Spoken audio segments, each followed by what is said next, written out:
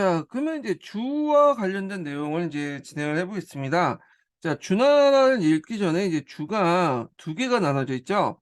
보통 이 서주하고 동주로 나눠져 있는데 서주의 수도는 호경, 동주의 수도는 나급이라고 하죠. 그래서 건영족의 침입을 해 갖고 수도를 옮기면서 이렇게 분리되죠. 그리고 인제 다시 동주는 춘추하고 전국시대로 넘어가요. 그래서 동주시대라고 하지 않고 보통 이제 이 시대를 춘추 전국시대로 하죠. 그래서 여기에서 다룰 부분은 이 서주예요, 서주. 그러니까 건영족이 이전에 수도인 호경, 이 오늘날 인제 서안을 중심으로 해서 형성됐던 주와 관련된 내용을 하겠습니다. 자, 이 서주시대 때 특징은 여러 가지를 볼 수 있는데 우리가 이제 봉건제도 관련된 내용이 있고 그다음에 이 봉건제도를 뒷받침해 주는 예 활연질서인 종법제도 그다음에 조법 같은 게 있대요. 조법은 인제 정정제에 반영돼 있죠. 그다음에 천명사상. 이 천명사상은 은에서 주로 교체할 때 은주 교체기 때 이걸 인제 은주 교체를 정당화시키기 위해서 만든 사상이었다. 그래서 후에 인제 유교의 어떤 그 사상에 큰 영향을 주죠. 그래서 맹자의 왕도 정치나 이런 것들을 다 청명사상에 영향을 줬던 거죠. 자, 그래서 예전에 기출문제 나올 때 이 봉건제도와 관련돼서 그 당시 일본의 봉건제도와 서양의 봉건제도 차이점 요런 것들 정도 문제를 봐 봤어요. 그래서 이제 서주의 어떤 정치사라든지 사회 경제나 이런 것들에 대해서는 지금까지 나온 적이 없거든요. 본격적으로 나온 건 이제 뒤에 춘추 전국시대부터 나온 거고 그래서 여기는 뭐 간단하게 그냥 가볍게 봐 주시면 될 것 같아요. 자, 그러면 인제 내용을 볼게요. 자, 요 앞부분은 인제 그 주나라 역사 관련된 내용이 있거든요. 근데 우리가 뭐 굳이 주나라 역사까지는 볼 필요는 없을 것 같고 그러니까 이제 서주의 이제 역사, 그전에 서주 세우기 전의 역사를 이제 쭉 얘기하고 있는데 그냥 읽어 보시면 될 것 같고요. 자, 여기에서 인제 그 서주에서 세우는데 큰 기틀을 닦았던 사람이 누구냐면 문왕이라는 사람이에요, 문왕. 음. 문왕이 인제 앞에서는 서백이라고 하는데 서백에서 이 백이라는 것은 앞에서 얘기한 것처럼 이제 그 밑에 조국을 통치했던 그 사람들을 백이라고 했죠. 후나 백이잖아요. 그래서 서쪽 지역의 이제 수장 정도의 의미예요. 그래서 은나라에 예속된 서쪽 지방을 통치하는 그 수장. 이 사람이 인제 문왕인데 이 문왕이 인제 주나라의 기틀을 마련했고요. 그래서 인제 주나라의 이 문왕이 만든 기틀을 바탕으로 해서 누가 문왕이 인제 뭐냐면 이제 주왕을 물리치고 결국엔 주나라를 세웠죠. 자, 그 내용을 볼게요. 자, 서백이 죽은 후에 문왕이 즉위한 12년 만에 서방의 제후를 규합하여 상을 정복했다. 자, 이걸 뭐라고 하냐면 은주혁명이라고 하죠. 은주혁명. 예. 또는 인제 이런 걸 통해서 청명을 바뀌었다. 청명사상이나 역성혁명에 인제 영향을 줬죠, 이런 것들이. 그래서 인제 BC 인제 1046 년에 일어난 이 혁명은 600 년간 가까이 지속되어 성왕족이 멸망하게 됐다. 이렇게 했어요.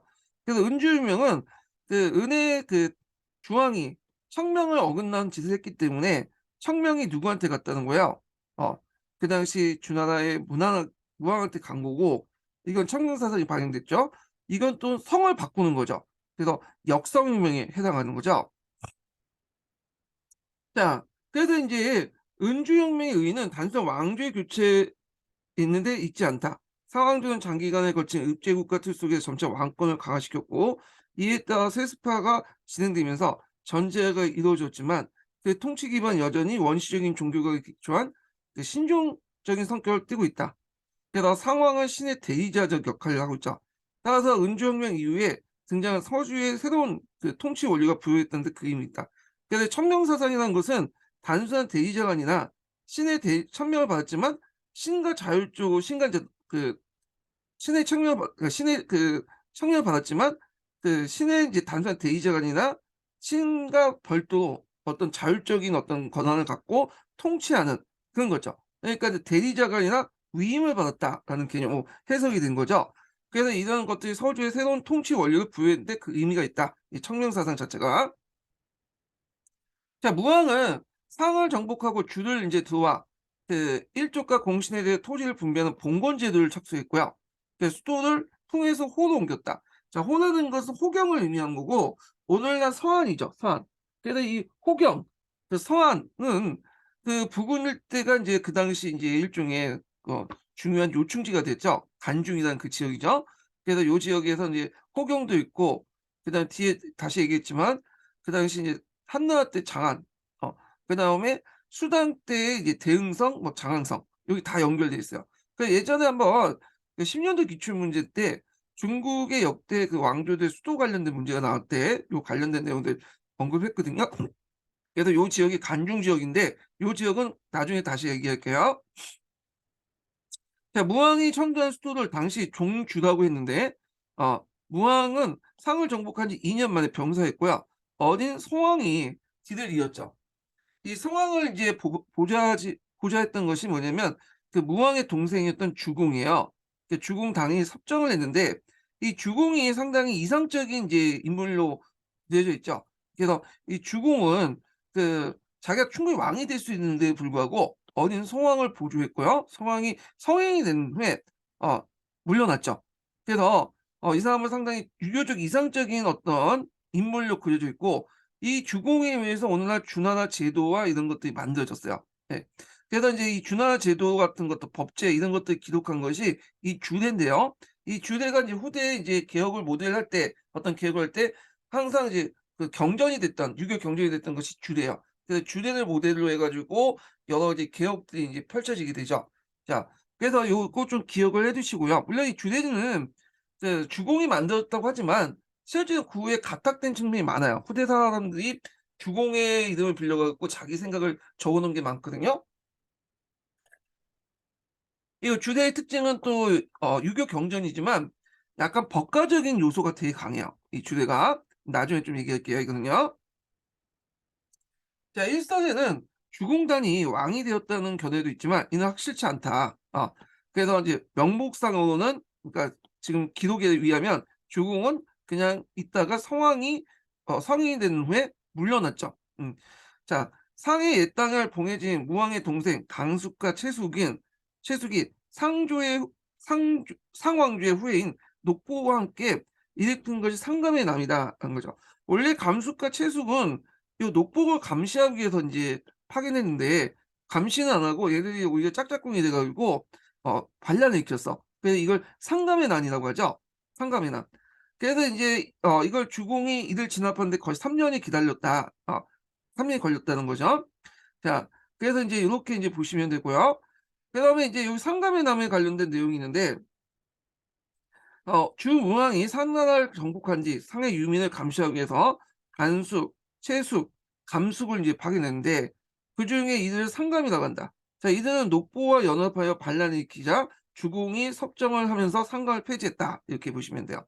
자, 참고로 그 당시에 이제 은나라 유민들이 되게 많았잖아요. 그래서 은나라 유민들을 그 뭐냐면 주로 이제 따로 살게 했는데 그때 따로 나와서 이제 은나라 유민들이 세운 나라도 있어. 그 주나라 안에 제후국으로서 그 대표적인 나라가 이제 기나라야, 기나라. 그 기나라가 인제 은나라 유민들이 세운 나라인데 그러다 보니까 인제 이 기나라 사람에 대한 어떤 편견을 많이 가지고 있었어요. 그래서 쓸데없는 일에 많이 쓸데없는 일에 신경 쓴다는 의미로 기운하는 말 있죠. 이런 것도 인제 기나라 사람들 폄하하기 위해서 만든 용어라고 그래요. 하여튼 그렇고 그렇고 자, 일단 국가 통치를 안정시키자 주공은 현재 남양에서 상해 유민을 동원하여 나급을 건설했고요. 나급은 낙양이죠, 낙양. 그래서 낙양도 앞에서 말하는 호경, 그러니까 장안과 함께 중국 역대 수도 중에 하나였죠. 그 예전에 기출 문제 나왔어요. 낙양에 수도를 세운 나라가 어떤 나라인가, 뭐 후한부터 해 갖고 쭉 있죠. 자, 이는 동방 통치를 위한 전진 기지로서 삼음과 동시에 그 당시 이제 대대적인 봉건을 실시했다. 자, 이 나급은 성주라고 하는데 성왕이 한때 수도를 종주에서 성주로 옮기려고 했던 것 같다. 그래서 성왕은 종주로 돌아갔고 주공은 성주로 남아서 동방을 통치했다. 아마 주의 영토는 실제로 분할 통치된 듯하다.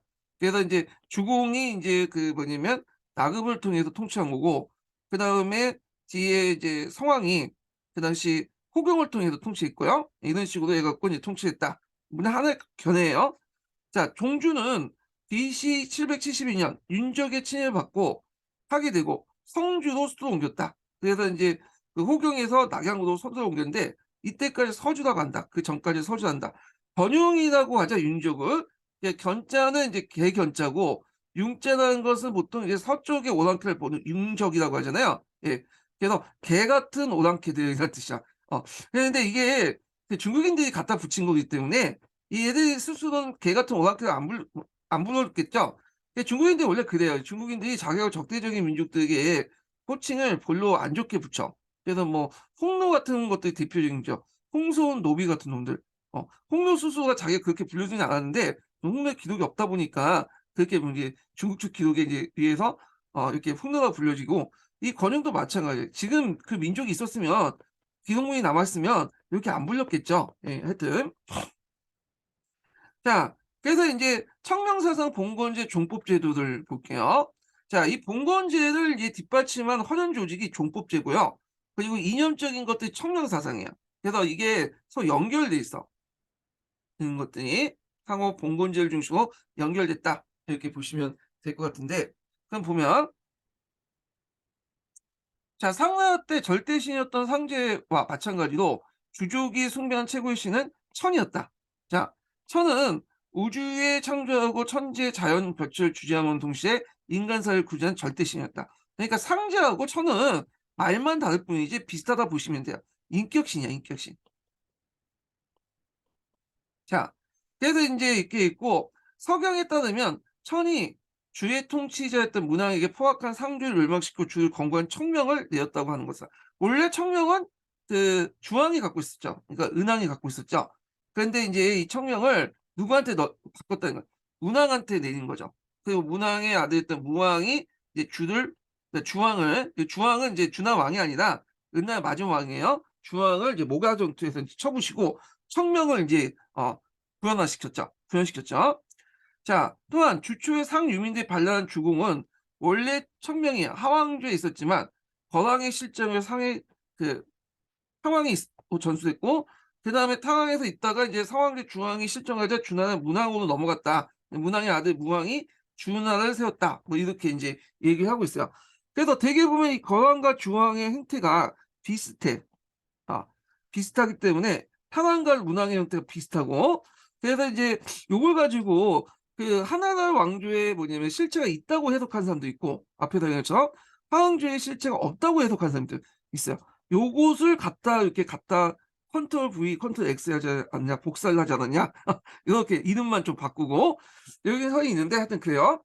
따라서 이제 주의 상의 정보는 제후가 왕의 무력으로 공격한 하극상이 아니라 성의 의지를 수행하는 것이라고 강조해 주왕조의 창업의 정당성을 강조했다. 그래서 이제 신하가 왕을 신봉하는 게 아니라 왕을 제킨 게 아니라 하늘의 명을 받아서 우리는 했다.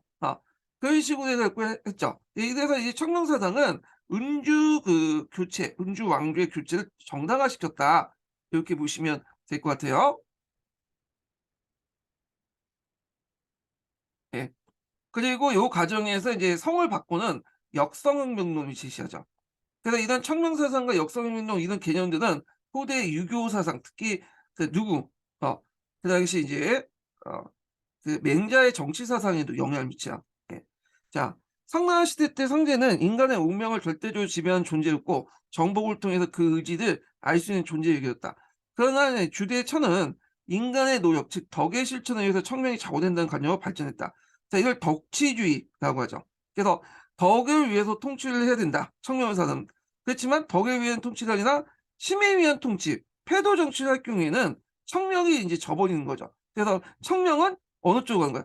그러니까 이제 뭐냐면 다른 사람한테 가는 거죠. 자, 이런 덕치주의, 청명 사상은 유교에 영향을 미친다. 그게 왕도 정치, 역성명 이런 것들에 영향을 한 거죠.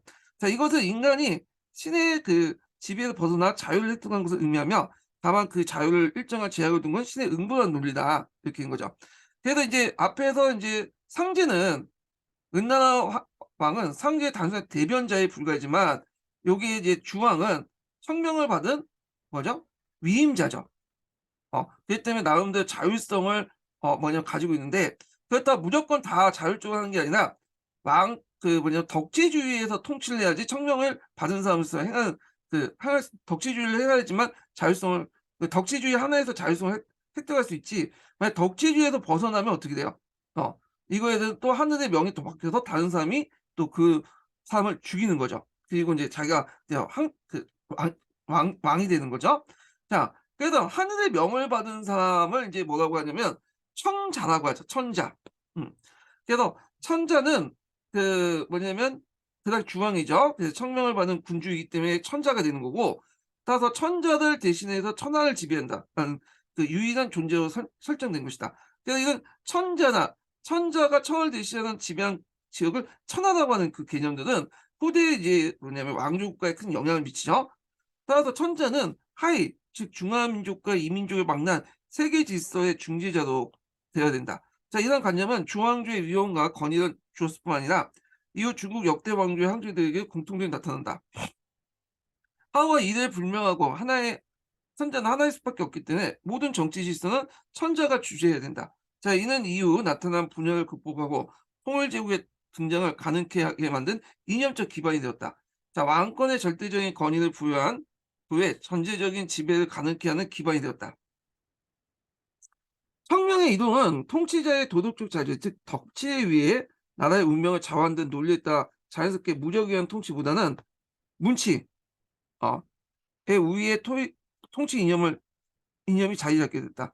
그래서 청명을 주고받을 때는 불가피하게 무력이 동원된다고 해도 천자의 통치가 무력이 아닌 문치여야 된다는 이념이다. 그러니까 그 이 무력이 동원되는 방동, 그러니까 패도 정치죠. 패도 정치는 일시적인 것뿐이고 왕조 교체 때는 잠깐 필요한 거고 나머지는 덕치가 필요하다는 거야. 예. 자, 이 때문에 실제 상을 멸망시킨 무왕보다는 청명을 받아 행했던 문왕이 중왕조의 창업자로 거론되기도 한다. 왜냐하면 이 사람은 이제 무력을 사용했잖아. 근데 이 사람은 덕치를 강조했죠. 그러니까 청명사상하고 연결됐죠. 주의 청명사상은 또한 문치에 의한 제도적 장치로서 중국 관료제도의 발전에 기여했다. 예. 자, 그래서 상대의 간직이 주로 제사와 군정과 관련된 것이 많은데 비해서 서주의 간직은 매우 다양하고 전문적이며 속관을 두고 업무를 처리했다. 왜냐하면 얘네들은 자율성이 없잖아요. 왕부터 이제 대변자에 불과한 거니까 이 제사에 초점을 맞출 수밖에 없겠죠. 근데 서주 같은 경우에는 일단은 이제 앞에서 얘기한 덕치주의를 이제 하는 한도 내에서 자율성을 확보할 수 있으니까 그 안에 이제 왕을 보좌하는 여러 가지 전문적인 기구들이 필요했던 거죠. 예. 자, 중앙조는 상호부터 물려받은 강대한 영토와 선진적인 문화를 자랑하고 서방조 계열의 제후고서 문제도 처리해야 됐다. 그래서 이제 그래서 상나라 시대 때 봉건제를 채용하는 편, 여기에 중앙시대 중심한 종법제도를 결합시켜 왕실과 제후의 관계를 정치면의 이상으로 발전시켰다. 자, 요 상왕조 시대 때 제후의 문제를 처리하는데 이때 상나라의 봉건제를 채용했다고 했죠. 그러니까 봉건제는 우리가 이제 주나라하고 연결시켜서 이제 볼 수 있는데 상나라 이전에도 앞에서 얘기한 것처럼 대읍, 뭐 조급, 소급 이런 식으로 봉건제와 거의 유사한 그런 제도를 실시했잖아요. 요걸 얘기한 것 같아요. 예. 근데 여기에다가 뭘 결합시키면 종법제도를 결합시킨 거죠. 그래서 좀 더 완고하게 뭐냐 완가 좀 더 이제 그 완 완 그 뭐냐 좀 더 완벽하게 인제 제도를 만들려고 했다는 거죠. 네, 봉건제도에 대한 이제 이게 종법제도 관련된 내용인데요. 종법제도를 좀 설명을 하고 이제 넘어갈게요. 예. 여기가 이제 뒤에 있는데, 그래서 이제 봉건제도는 이제 매개도랑 강대한 지역을 정치적 통합이 가능하게 했지만 이런 통합을 보다 효과적으로 유지하기 위해서 종법제도와 청명사상을 이용했던 거죠. 자, 청명사상은 아까 전에 설명했고 요 종법제도 관련된 내용을 좀 보면, 이거를 제가 여기다가 자, 그 당시에 인제 서류 시대 때 이제 계층 구조부터 좀 얘기할게요. 이걸 설명해야지 이제 종법제도가 된 거니까.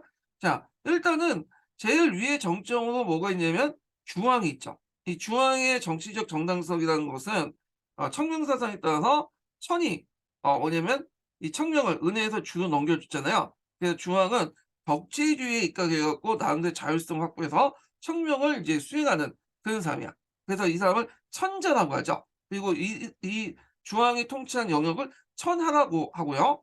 그다음에 인제 봉건제도를 도입을 했죠. 이거는 봉건제도는 은나라 때 이제 그런 제도를 좀 더 완비를 했다.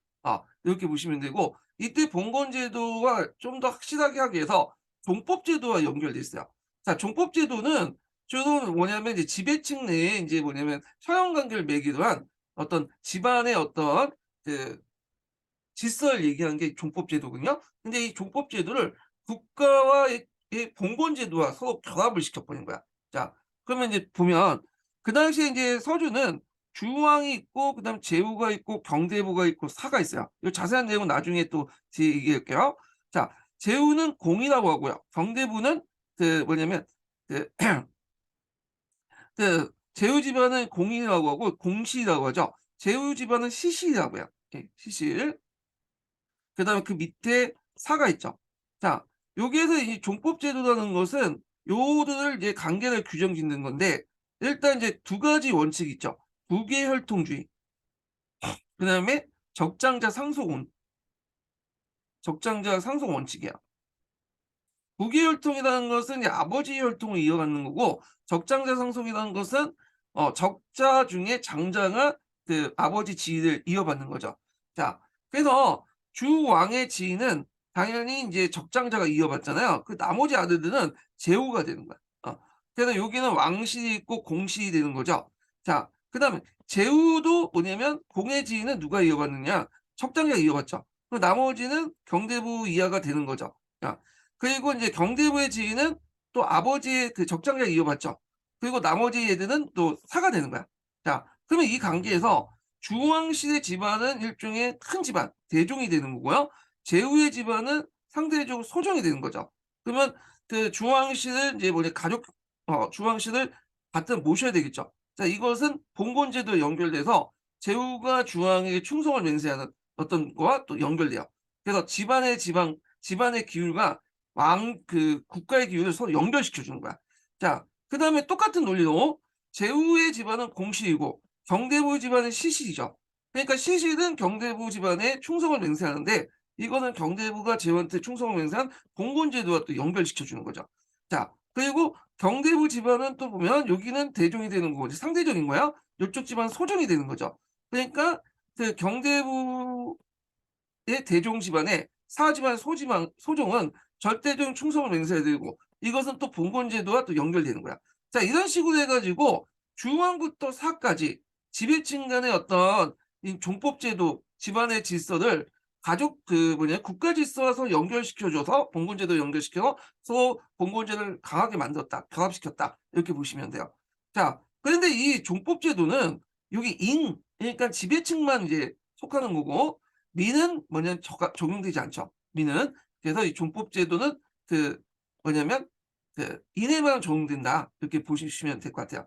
그래서 이제 여기에서는 제사를 되게 강조하는 거야. 제사를 이제 조상식 숭배를 강조해서 어떤 이제 대종과 소종의 관계를 명확히 한다. 그리고 조상신과 이런 천에 대한 제사를 되게 강조하면서 그런 가정과 절차 질서를 보통 예라고 하죠. 네. 그래서 예는 인에게 적용되는 거죠. 예. 그런데 춘추 전국시대 들어서 공자는 이런 인에게 적용된 예를 일반 민까지 적용을 확대시켰던 사람이죠. 이건 나중에 좀 얘기할게요. 자, 그래서 인제 여기에서 볼 수 있듯이 이 봉건제도가 종법제도와 결합되면서 어 현안을 매기던 봉건제도는 서주시대 때의 특징이 나왔다. 이렇게 보시면 될 것 같아요. 그거는 서양 같은 경우에는 계약을 맺기로 했잖아요. 계약을 맺은 쌍무적 계약 관계고 일본 같은 경우 특히 에도 막부를 기준으로 해서 중앙집권적 봉건제도를 가지고 있죠. 요게 예전에 하면 비교학습 관련돼서 한번 시험 문제 나왔어. 차이점이 뭐냐. 네, 이런 문제가 한번 나왔거든요. 자, 그래서 인제 요렇게 인제 파악해 주시면 되고요. 그래서 이렇게 종법제도 관련된 내용을 좀 얘기했고요. 자, 그래서 계속 읽어 볼게요. 주왕을 정정한 주왕조 전체가 한 계통의 혈연 조직과 포섭된 것으로 이상한 국가 지배 질서이다. 그래서 가족 질서인 종법제를 국가의 봉건 질서와 또 연결시켰고 인제 했고 그래서 종법제란 최고 권력자의 혈연적인 친소에 따라 누춘적 신분 질서가 그 특징이며 적장자 상속의 원칙이다. 이렇게 보시면 될 것 같아요. 자, 그래서 이는 공동의 현원의식을 바탕으로 한 것이지만 이 관계를 보다 보편적인 구별의식으로 강화시킨 것이 천명사상이다. 그래서 천명사상은 천명이 천하를 지배할 수 있는 능력과 덕을 경비한 인물들에게 부여했고 천명을 받은 인물이 천명에 따라 새로운 정치 질서를 구현하는 과정을 참여한 협력자들 봉건에 제후를 삼는다는 내용을 담고 있다. 그래서 청렴을 외교로 성립된 정치 질서는 현안적 관계를 초월한 개인적 덕과 능력을 기초로 한 것을 정당화시킬 수 있다. 그래서 앞에서 이제 봉건제도 그러니까 종법제도는 혈연 관계를 매개로 했잖아요. 근데 이 청명사당은 혈연 관계를 넘어서 혈연 관계에 적용되지 않는 사람들까지도 학대될 수 있다는 거죠. 예. 그래서 서준하는 호연 조직을 바탕으로 두고 종묘와 사직을 중심으로 도시국가적 연합체를 할 수 있다. 종묘라는 것은 하늘의 조상신을 숭배하는 곳이고 사직이라는 것은 토지신하고 그다음 곡물신의 제사를 지내는 거예요. 그래서 보통 종묘 사직의 의미는 국가를 의미하죠. 국가를 상징하고 있죠. 어, 자, 이러한 도시국가 간의 어떤 연결 관계를 봉건적 종국조를 통해서 유지됐으며 그것을 이념적으로 지탱한 곳이 청명사상이다. 이렇게 보시면 될 것 같아요. 자, 그래서 더 앞부분을 좀 읽어볼게요. 건너뛰었으니까. 자, 주초에는 공실과 왕실의 자제와 일족을 각지에 봉공해 상해 유민과 상왕조에서 이어진 제후, 특히 동방제후를 견제했다. 그래서 앞에서 말한 것처럼 상감을 이용해서 은혜 유민을 감시했죠. 물론 이제 나중에 이제 상감들이 제대로 하지 못하고 그들과 또 결합해서 반란을 일으켜서 문제긴 하지만 자, 물론 일부 지역에서 상황조 일족의 읍을 해체해 수도였던 종주도 데려가기도 했다. 일종의 3인 정책이라고 보시면 돼요. 그래서 분봉된 제후들은 주왕씨의 일족이 56개국, 이성 제후들이 70개국을 추측되며 그다음 전체 제후국은 130개에서 180개국 되었다고 추산된다. 자, 이들 제후의 통제제 체구로서 상대는 봉건제를 사용했던 조군과 공납의 의무가 요구되었다. 자, 요거는 좀 나중에 동계 읽을 때 좀 다시 얘기할게요. 자, 당시에는 중앙의 직할지 왕길 제후는 공부활동 국이라고 불렸다. 국은 이제 누가 통치했던 곳이냐면 제후인 공이 통치한 지역이죠. 예. 자, 그리고 국은 나름대로 경제적 자립성을 지니고 있습니다. 정치적 도와 다시 봉공해. 도는 이제 어, 보통 경대부가 통치했던 곳인데 이건 나중에 좀 얘기할게요. 자, 국은 제후의 근거지였고 도는 제후의 분봉받은 경대부의 근거지인 가능성이 있다. 자, 도의 지배층 경대부가 제후에 갖는 부담은 제후가 중앙에 대한 받는 부담과 비슷할 것이다. 그러니까 봉고 내용 때는 간단히 말해 중앙시에서 그 일족이나 친족을 파견해 새로운 읍을 건설한 형태였다. 자, 이거는 주의 지배층이 이제까지 상황조와 연합하고 있던 읍제 국가 위에 새로운 지배자를 두었던 걸 의미한다. 자, 그런데 그곳에 일전부터 그곳에는 이전부터 거주했던 여러 시족도 있었고 당연히 종주의 권위를 공부해 둔 지배층과 여러 문제가 야기될 수밖에 없었다. 자, 그래서 이제 이런 내용들 좀 기억을 해두시면 되고요. 자, 요거는 이제 뭐냐면 여러 가지 형태가 있지만 이제 대표적인 이제 그 봉건 형태가 그거야. 예전에 이제 은족들이 살던 땅 있죠. 요게 이제 주족들이 와 가지고 공으로서 와서 여기 통치하는 거야. 그러니까 얘네들은 인이고 얘네들은 민이잖아요. 그러니까 이거에 대한 어떤 대립적인 관계가 있었다는 거죠. 근데 이런 것도 나중에 시간이 지나면서 점점 엷어져요. 예. 오히려 이제 예전에 주족하고 은족하고는 이제 대립 관계인데 얘들이 융합을 해 버려. 예. 오래 살다 보니까 이제 얘들의 이해관계가 일치한 거죠. 그래서 이런 혈연적 공동체가 점점 없어지고 지연적인 공동체가 등장을 해요. 그러니까 예전에 뭐 주황은 예전에 우리가 뭐 선조를 같이 모셨다고 해도 이미 예전의 얘기고 지금은 10대 뭐 20대 이렇게 지나가는 상황에서는 누군지 모르죠. 그냥 남남일 뿐이야. 그러니까 오히려 같은 이제 이렇게 지역민들 간의 어떤 융합이 더 강해지면서 이런 지연적인 성격이 강해지게 되는데 이런 것들이 또 봉건제 해체 배경이 되는 거예요. 그래서 봉건제, 혈연을 매개로 하는 봉건제는 약점이 있죠. 이렇게 강할 때는 이게 혈연 관계가 강할 때는 뭐냐면 계속 유지가 되지만 시간이 지나서 혈연 관계 좀 멀어지면 멀어질수록 이런 혈연 관계 의식이 약해지면서 자기 지역의 이해관계가 더 중요시 여기게 되는 거야. 예. 그러면서 이제 봉건 제도가 붕괴되기 시작한 거죠. 예. 뭐 이런 것들 이제 연결시켜서 보시면 될 것 같아요. 자, 그다음에 이제 정전제 이상을 볼게요. 자, 이 전국시대 때 사상가의 맹자가 왜냐면 가장 이상적인 토지지도서 이제 제시한 것이 정전제죠. 그래서 이 정전제가 이제 후대에 그 뭐냐면 여러 그 나라들의 어떤 토지 개혁의 모델이 됐던 건데 근데 이게 실시 여부에 대한 논란이 있어요. 이건 맹자가 제시한 일종의 이상적인 토지 제도이기 때문에 준하 때 실시했다고는 아직까지는 말이 많아요, 이게. 자, 그래서 이제 그 뭐냐면 그 실시 여부에 대한 논란이 끊이지 않고 있다. 자, 다만 인제 그 뭐에 반영돼 있다. 준하의 조법에 반영돼 있다라는 조법. 요거는 나중에 얘기할게요. 그러니까 정정제 자체는 실시되지 않은 제도인 건 같은데 그 이 정정제 이상한 그 이상적인 모델 안에 그 주나라의 그 조세 시스템, 토지 제도인 조법이 반영돼 있다. 네, 조세 제도가 반영됐다라는 거예요. 나중에 좀 설명하고요. 그럼 여기에서 맹자가 말하는 이제 정정제를 얘기해 볼게요. 정정제는 요렇게 인제 땅을 9개 나누죠. 예. 각각 100 무씩 이렇게 나누고 그리고 여기는 각각의 인제 자기 땅을 하고 물론 이제 소유권이 아니라 이게 경작권이에요. 그리고 여기 백무는 이제 소유권 아니 백무는 인제 뭐냐면 공존호화죠. 그래서 보통 여기에서 생산된 물건을 그 물품을 국가한테 이제 뭐냐면 갖다 바치죠. 그러니까 그 당시에 읍제 국가이니까 상위읍에 갖다 바쳤다. 이렇게 보시면 돼요. 이 공존에서. 그럼 공존에는 누가 일을 하냐? 여기에 있는 사람들이 공존에 가서 돌아가면서 일을 하는 거야. 그러니까 이거는 일종의 이제 노역지대? 세금이니까 노역지세겠죠. 자 이런 식으로 세금을 갖다 바치는 거야. 초창기 때 우리나라가 뭐 중세 봉건제나 다 노역지대잖아요 이게. 그래서 헌문이나 화폐가 아니라 이게 노역을 통해서 뭐냐면 그 하고 노역에서 생산된 물을 갖다 바치는 거. 이런 것들 노역지대라고 해요. 그래서 공유지에 가 갖고 자기가 일을 했고 거기에서 생산된 농산물을 갖다 바치는 거를 노역지대, 노역지세라고 하는데 이 형태로 운영이 있다는 거죠.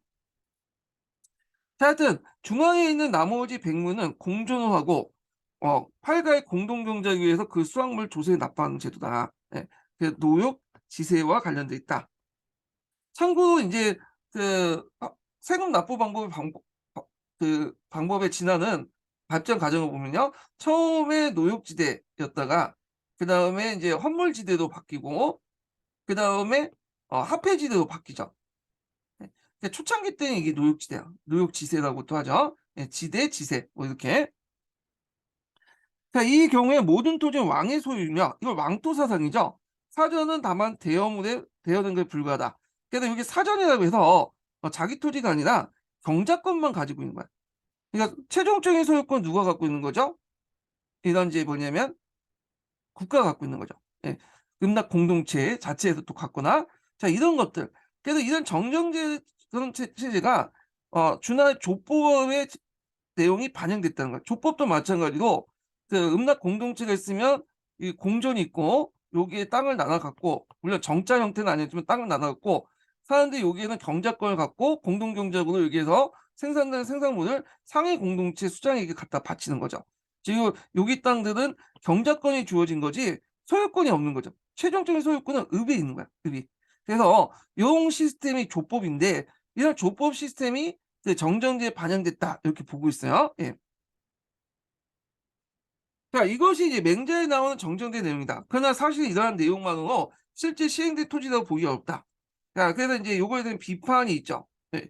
그래서 인제 보면 당시의 농업 기술상 후경 농법이 필수적이 있던데 이 후경이 전혀 없었다는 거야. 예.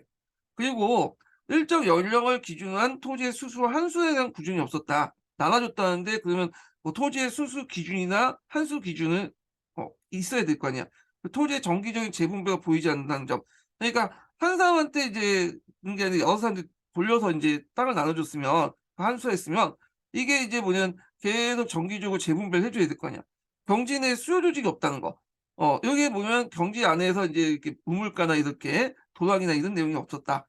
계절에 따른 겨주지 변화가 보이지 않는다는 점에서 제도적인 미비함이 보인다. 자 그래서 인제 요런 내용들이 있다는데 그래서 이제 미비한 점이 보이긴 해서 그래서 인제 뭐 정전제가 실시되지 않았다고 이제 대부분 보고 있지만 그럼에도 불구하고 인제 그 안에는 족법 제도가 반영될 것이다. 그대로 반영될 것이라고 보고 있어요. 그래서 완전하게 뭐 정자 형태로 이렇게 이론적으로만 그런 게 아니라 요 안에 뭐냐면 이론적으로 반영되지 이론적으로 100% 실시는 그러니까 정정제 형태로 실시되지 않았지만 나름대로 조법이라는 어떤 그 주나라의 서주시대 때의 그런 조세 제도가 발현되지 않았나 이렇게 보고 있어요.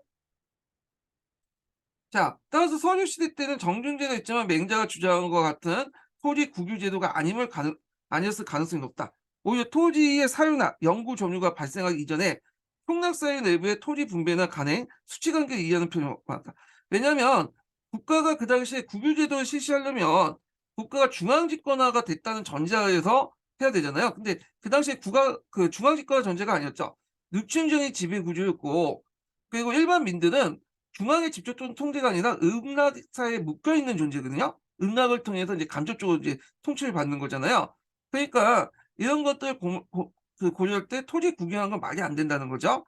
그리고 토지 사유나 점유 이전에, 이거는 이제 춘추 전국시대 이전에 통락사회 내부의 음락 공동체사에 그다음 토지 분배 가능이나 수치 구조도 관계를 이해한다. 그래서 이제 앞에는 조법 관계로 이해를 해야 된다. 이렇게 얘기를 하고 있는 거야. 즉 서주 초기의 농민들은 시족 공동체 생활하면서 시족장의 지휘 아래 집단 경제 방식을 했다. 왜냐하면 농업 생산력이 상당히 낮았기 때문에요. 그 당시에는 이제 철기를 사용하지 않고 주로 목기라든지 석기 같은 것들을 이제 사용했고, 그다음에 소도 별로 없었죠. 그러다 보니까 이런 것들을 이용해 가지고 뭐 하려니까, 그 상태에서 하려니까 개별 경작이 안 되는 거야. 그러니까 당연히 집단 경작이 될 수밖에 없고, 그리고 이 집단 경작을 하다 보니까 어 당연히 이제 뭐냐면 토지 소유권이 생길 수 없죠. 왜냐면 소유권이 있다는 것 자체가 토지 소유의 소유권이 있다는 그러니까 매매 양도 이런 것들을 해야 되는데, 그 과정에서 이제 토지 이탈 같은 것들이 많이 나갈 거 아니에요. 다른 데 다시 자기 토지를 팔고 다른 데 가는 식으로 나갈 거 아니에요. 그러다 보면 공동 경쟁 체제를 유지할 수가 없는 거예요. 어 그러니까 이제 토지 소유권은 없고 다만 경작권만 주어졌다. 이렇게 보시면 돼요. 그래서 토지 소유권이 가능했던 거는 나중에 얘기했지만 철기가 널리 보급되면서, 그리고 개별 경제가 가능하게 되고, 그 개별 경제가 가능하니까 인제 음락 공동체 인제 공동 경쟁을 할 필요 없죠. 그러니까 이때부터 인제 토지 소유권이 나타나기 시작했고, 토지 소유권이 나타나면서 그 양도, 상속, 그다음에 매매 등등을 해 가지고 결국에는 인제 종전의 음락 공동체에서 인제 다른 지역으로 넘어가는 사람들이 많아지고, 그 과정에서 음락 공동체가 어 붕괴되기 시작한 거죠. 이런 과정들 이렇게 기억을 해 두시면 될 것 같아요. 자, 맹자가 전하는 정전제가 실제 시행된지 여부는 중요하다. 그러니까 맹자가 전하는 정전제가 실제 시행되는가의 여부도 중요하다. 그러나 더 중요한 것은 이후의 위정자들이 실제 그것이 시행됐다고 믿고, 그러니까 이제 이게 역사적인 실체가 또 중요하지만 후에 이제 사람들이 이 정전제가 있다고 믿고 뭐냐면 이걸 개혁의 모델로 삼았다는 거죠. 자, 그래서 이제 이상 시대에 복귀할 수 있는 이상을 갖게 되었다는 점이다. 자, 역대 국가들은 소농민들의 생활 보호와 토지 소유 억제를 위해 빈번하게 정전제 부활을 했다. 그러니까 정전제의 역사적 실체의 여부를 떠나서 정전제 이미지를 이용해 가지고 어떤 소농민의 생활 보호와 대토지 소유 억제를 하려고 했고, 그 과정에서 이 당시 토지 같은 것도 분배를 해 준다는 거죠. 자, 제후의 농민에 대한 지배는 개개인 농민이 아니라 시족장에 의한 읍을 통해 다니는 집단적으로 이루어졌다. 그러나 후기에 갈수록 제후들은 토지를 획득하는 게 어렵기 때문에 산림을 이용하여 개간을 이용하거나 산림을 이용하거나 개간을 해 새로운 경기를 확보하고 다른 영지의 농민을 동원하겠다. 자, 이에 따라 종래 읍 단위의 농민 지배가 불가능하게 되었으며, 농민들은 제후에게 생활을 유지하기 위한 강한 기후를 요구하게 됐다. 그래서 서주 중기 이후에 제후들 사이에 벌어진 토지 쟁탈이나 유역 제후들에 의한 소제후 병합은 중앙시의 통제의 약화함과 동시에 제후들의 자립성을 가지고 있다. 예전에는 이제 읍 단위로 해 가지고 인제 이렇게 했는데, 그 당시 이제 시간이 지나면서 그 당시 이제 산림을 이용하거나 개간 사업을 하거나 치수 사업을 할 때 읍 단위의 어떤 이 노동력을 동원해 가지고는 도저히 안 되죠. 그러니까 몇 개의 읍을 동원해 가지고 하거나 하는데, 그 과정에서 이제 지배력을 확실하기 위해서 그 당시 음락 공동체 수장을 이제 지켜두고 자기가 이제 요게 그 읍을 직접 통치를 하거나, 아니면 그 옆에 있는 이제 좀 작은 제후들의 읍을 병합을 하는 그런 과정들이 이뤄졌다는 거죠. 자, 근데 이제 이 과정에서 이제 중앙시의 통제가 약화됐고, 그 동시에 인제 제후들의 또 자립성도 강화됐다. 그래서 몇 개의 읍을 이제 동시에 통치하면서 또 민들을 좀 직접 지배를 하면서 그런 경향이 강해졌다는데, 물론 완전하게 직접제는 이제 나중에 전국시대 일고 요런 기미가 이제 이미 서주 말기 때부터 등장했다는 거야. 요렇게 이제 해석을 하시면 될 것 같아요. 결국 시족 공동체는 서주 일대 통해 해체돼 나갔고 이것을 헌혈을 기반으로 한 종법적 봉건적 봉건제 9년을 가져왔다. 세대가 내려감에 따라 이 제도는 여러 가지 문제가 생기는데 주왕의 동생들은 제후로 봉공해 줄 봉지가 부족해졌고 왜냐면 인제 제후가 이제 이렇게 하면 주왕들 동생들 많을 거야. 근데 제후도 이렇게 봉공해 줘야 되는데 이제 한계가 있죠. 이미 인제 기존의 땅이 다 인제 뭐냐 일반 나중 그 예전에 제후들한테 다 분봉을 해 줬잖아요. 자 거기에다가 천연 관계가 더 심하게 되었다. 더욱이 제후는 본국 내에 내에서 토착 세력과 협력관을 더 강하지 않을 수 없는 입장인데 이에서 인제 서열적인 공동체가 인제 무너지고 지연적인 성격이 강해지기 시작했죠. 자 이것은 주왕실의 쇠퇴가 가져왔고 서주를 멸망시킨 원인이 되었다라는 거죠. 예. 자 그래서 인제 있고 또한 주왕실의 이적의 정벌과 이적의 항쟁 역시 이러한 경향을 촉진시켰다. 주의 정치 지배가 미치는 지역은 기산과 종주, 성주 있는 지역이었고 주왕제는 면을 지배하는 게 아니라 정과 선을 이어진 국가 구조에 불과했다. 자, 주가 분봉해 준 본국인 읍은 농업을 기반으로 성립됐지만 농경지에 한정돼 있었고 그 주변에는 윤족이나 이족에 불리는 어, 이적이 아주 가까운 거주하고 있었다. 그러니까 이제 여기 보면 예전에 은하고 비슷해요. 실제로 지배한 영역은 요 정도고 이렇게 성과 점으로 연결돼 있고 나머지 면지역의 주변에 뭐냐면 이족들 그러니까 주 왕실의 통제를 받지 않는 그 오랑캐들이 존재하고 있다는 거죠. 네. 그리고 여기 중간중간에도 또 사람이 안 사는 지역도 많았어요. 왜냐면 그 당시에는 그렇게 인구가 많지 않았기 때문에 이렇게 인제 사람이 안 사는 지역이 많았다라고 좀 보시면 돼요. 요거는 나중에 좀 뒤에 다시 설명할게요. 자 그래서 이들은 주왕실의 정치적 질서에 벗어나 본국의 생존에 위험한 존재가 어 본국의 생존을 위협하는 존재가 되었지만 주왕실의 무력만을 해결하는 문제는 아니었다. 따라서 제후들은 토착 세력의 결합을 더욱 강화하면서 자율적 경향을 보이게 됐다. 자 그래서 인제 제후들 입장을 볼 때는 이들을 포용할 필요가 있잖아요. 그러니까 인제 이 토착 세력들을 인제 서로 결합시켜 갖고 이들도 포용하는 그런 정책들을 펼쳤다.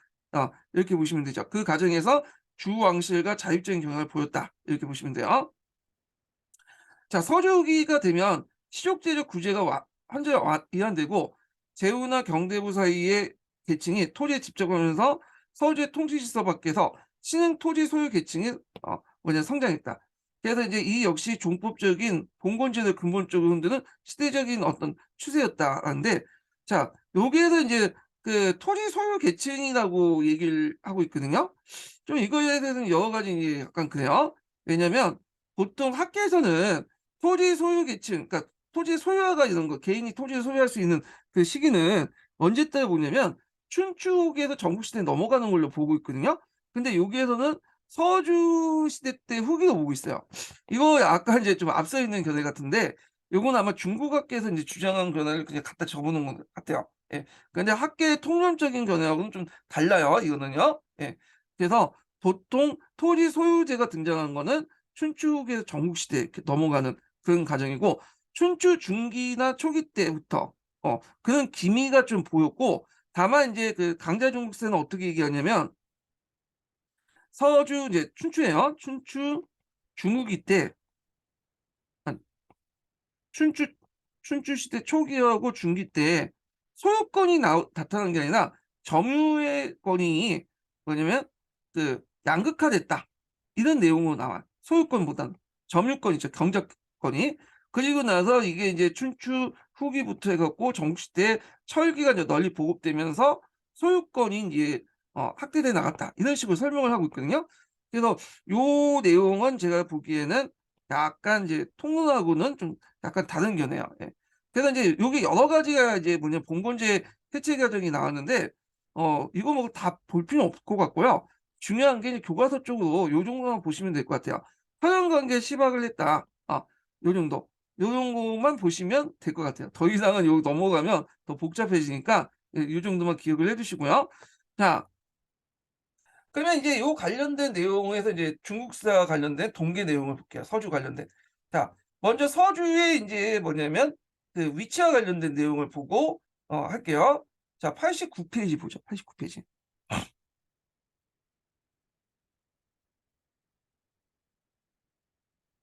자, 중국사에서의 서주의 위치를 볼게요. 예.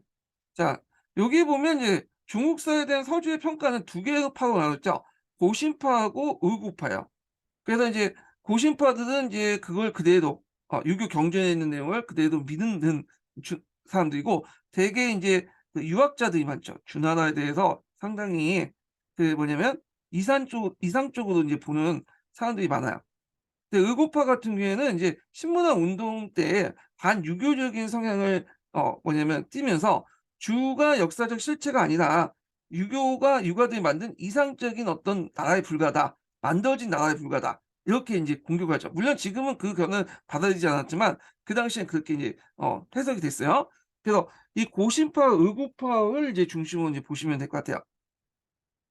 자, 그 내용을 보면 서주시대에 연구하는 후세의 역사가나 정치인들의 시각은 참 다양하다. 먼저 서주시대를 중국 역사상 가장 이상적인 시대로 높게 보고 있다. 특히 봉건제도가 완성되어 중국의 정치적 이상을 구현할 왕조를 서주도 미화시키고 있다. 자, 이러한 관점은 공자일의 유교주의자를 지니고 있는 서주사에 대한 가대평가로 고문원에 나타나 있는 모든 사실을 무비판적으로 믿는 이른바 고신파들이다. 이때 고문원이라는 것은 유교 경전을 얘기하죠.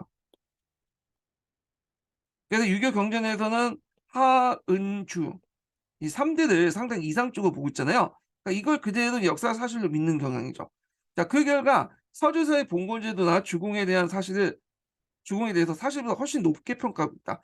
따라서 서주가 끝나고 동주시대에 접어든 춘추 전국시대에 대해서 이를 객관적 평가를 드리지 않고 서주의 이상시대를 파괴하는 암흑시대로 부정적 평가를 했다. 대개 이제 유학자들, 유교 입장이죠. 유교 입장. 예. 그다음에 공자도 뭐 그 입장에 따르고 있죠. 예. 자, 이에 반해 서주사를 비롯한 중국 고대의 역사 사실을 비판적으로 보는 의구파가 있다. 자, 이들은 서주는 물론이고 그 이전의 역사 기록에 대해서 의심하는 시각을 가지고 있고, 서주 시대는 유가주의자에 의해서 만들어진 가상적 시대라고 부정하고 있다. 자, 이에 대한 근거로 더 최근에 발견된 유적에서 은대 및 그 이전의 유물이 대량으로 나타나고 있는 데 반해 서주 시대 때는 유적은 동기명이니 총동원군 같은 사소한 유물 지역은 왕궁토나 왕무가 거의 발견되지 않고 있다는 사실을 내세우고 있다. 자, 이 말은 뭐냐면 처음에는 그 하은주 다 부정을 했어. 근데 은나라 유적지가 발견됐잖아요. 그러니까 이제 은나라 인정할 수밖에 없겠죠. 근데 뒤에 있는 서주는 또 인정 안 하는 사람들이 나타나요. 그 이유에 대해서 지금 설명하고 있는 거야. 거기 보면 왕궁토나 왕무가 거의 발견되지 않다. 뭐 이렇게 주장을 하고 있죠. 물론 이런 의견도 최근에 거의 없어요. 예전에 그랬다는 거예요. 예전에. 예. 그러니까 이러한 서주세에 대한 대립적 시각에 불구하고 중국 역사 어 역대 중국사에서 차지하고 있는 서주의 위치는 매우 중요하다. 그것은 중국 역사상 국가의 창업이나 새로운 개혁을 추진할 때 항상 그 모델을 어디에서 받았냐면 서주에서 구하고 있다는 거죠. 그래서 이제 특히 이제 유교적인 어떤 것들을 강조하잖아요, 뒤에 왕조들이. 그러니까 이 서주를 상당히 이상화시켜서 정정제라는, 앞에 이 정정제는 맹자가 주장한 이상적인 정치 제도지만 이게 실시 여부하고는 상관없이 그 당시 사람들은 그걸 실시했다고 믿었기 때문에 이 정전제를 모델로 해 갖고 뭐 토지 제도를 한다든지, 그다음 봉건제도, 뭐 청명사상 이런 것들, 그런 것들이 유교나 이제 후대 왕조의 정책에 영향을 줬다. 이렇게 보시면 되겠죠. 자, 그럼 역대 왕조에서 서주를 왜 이상적인 시대에 삼는가? 그런 만한 이유가 있다.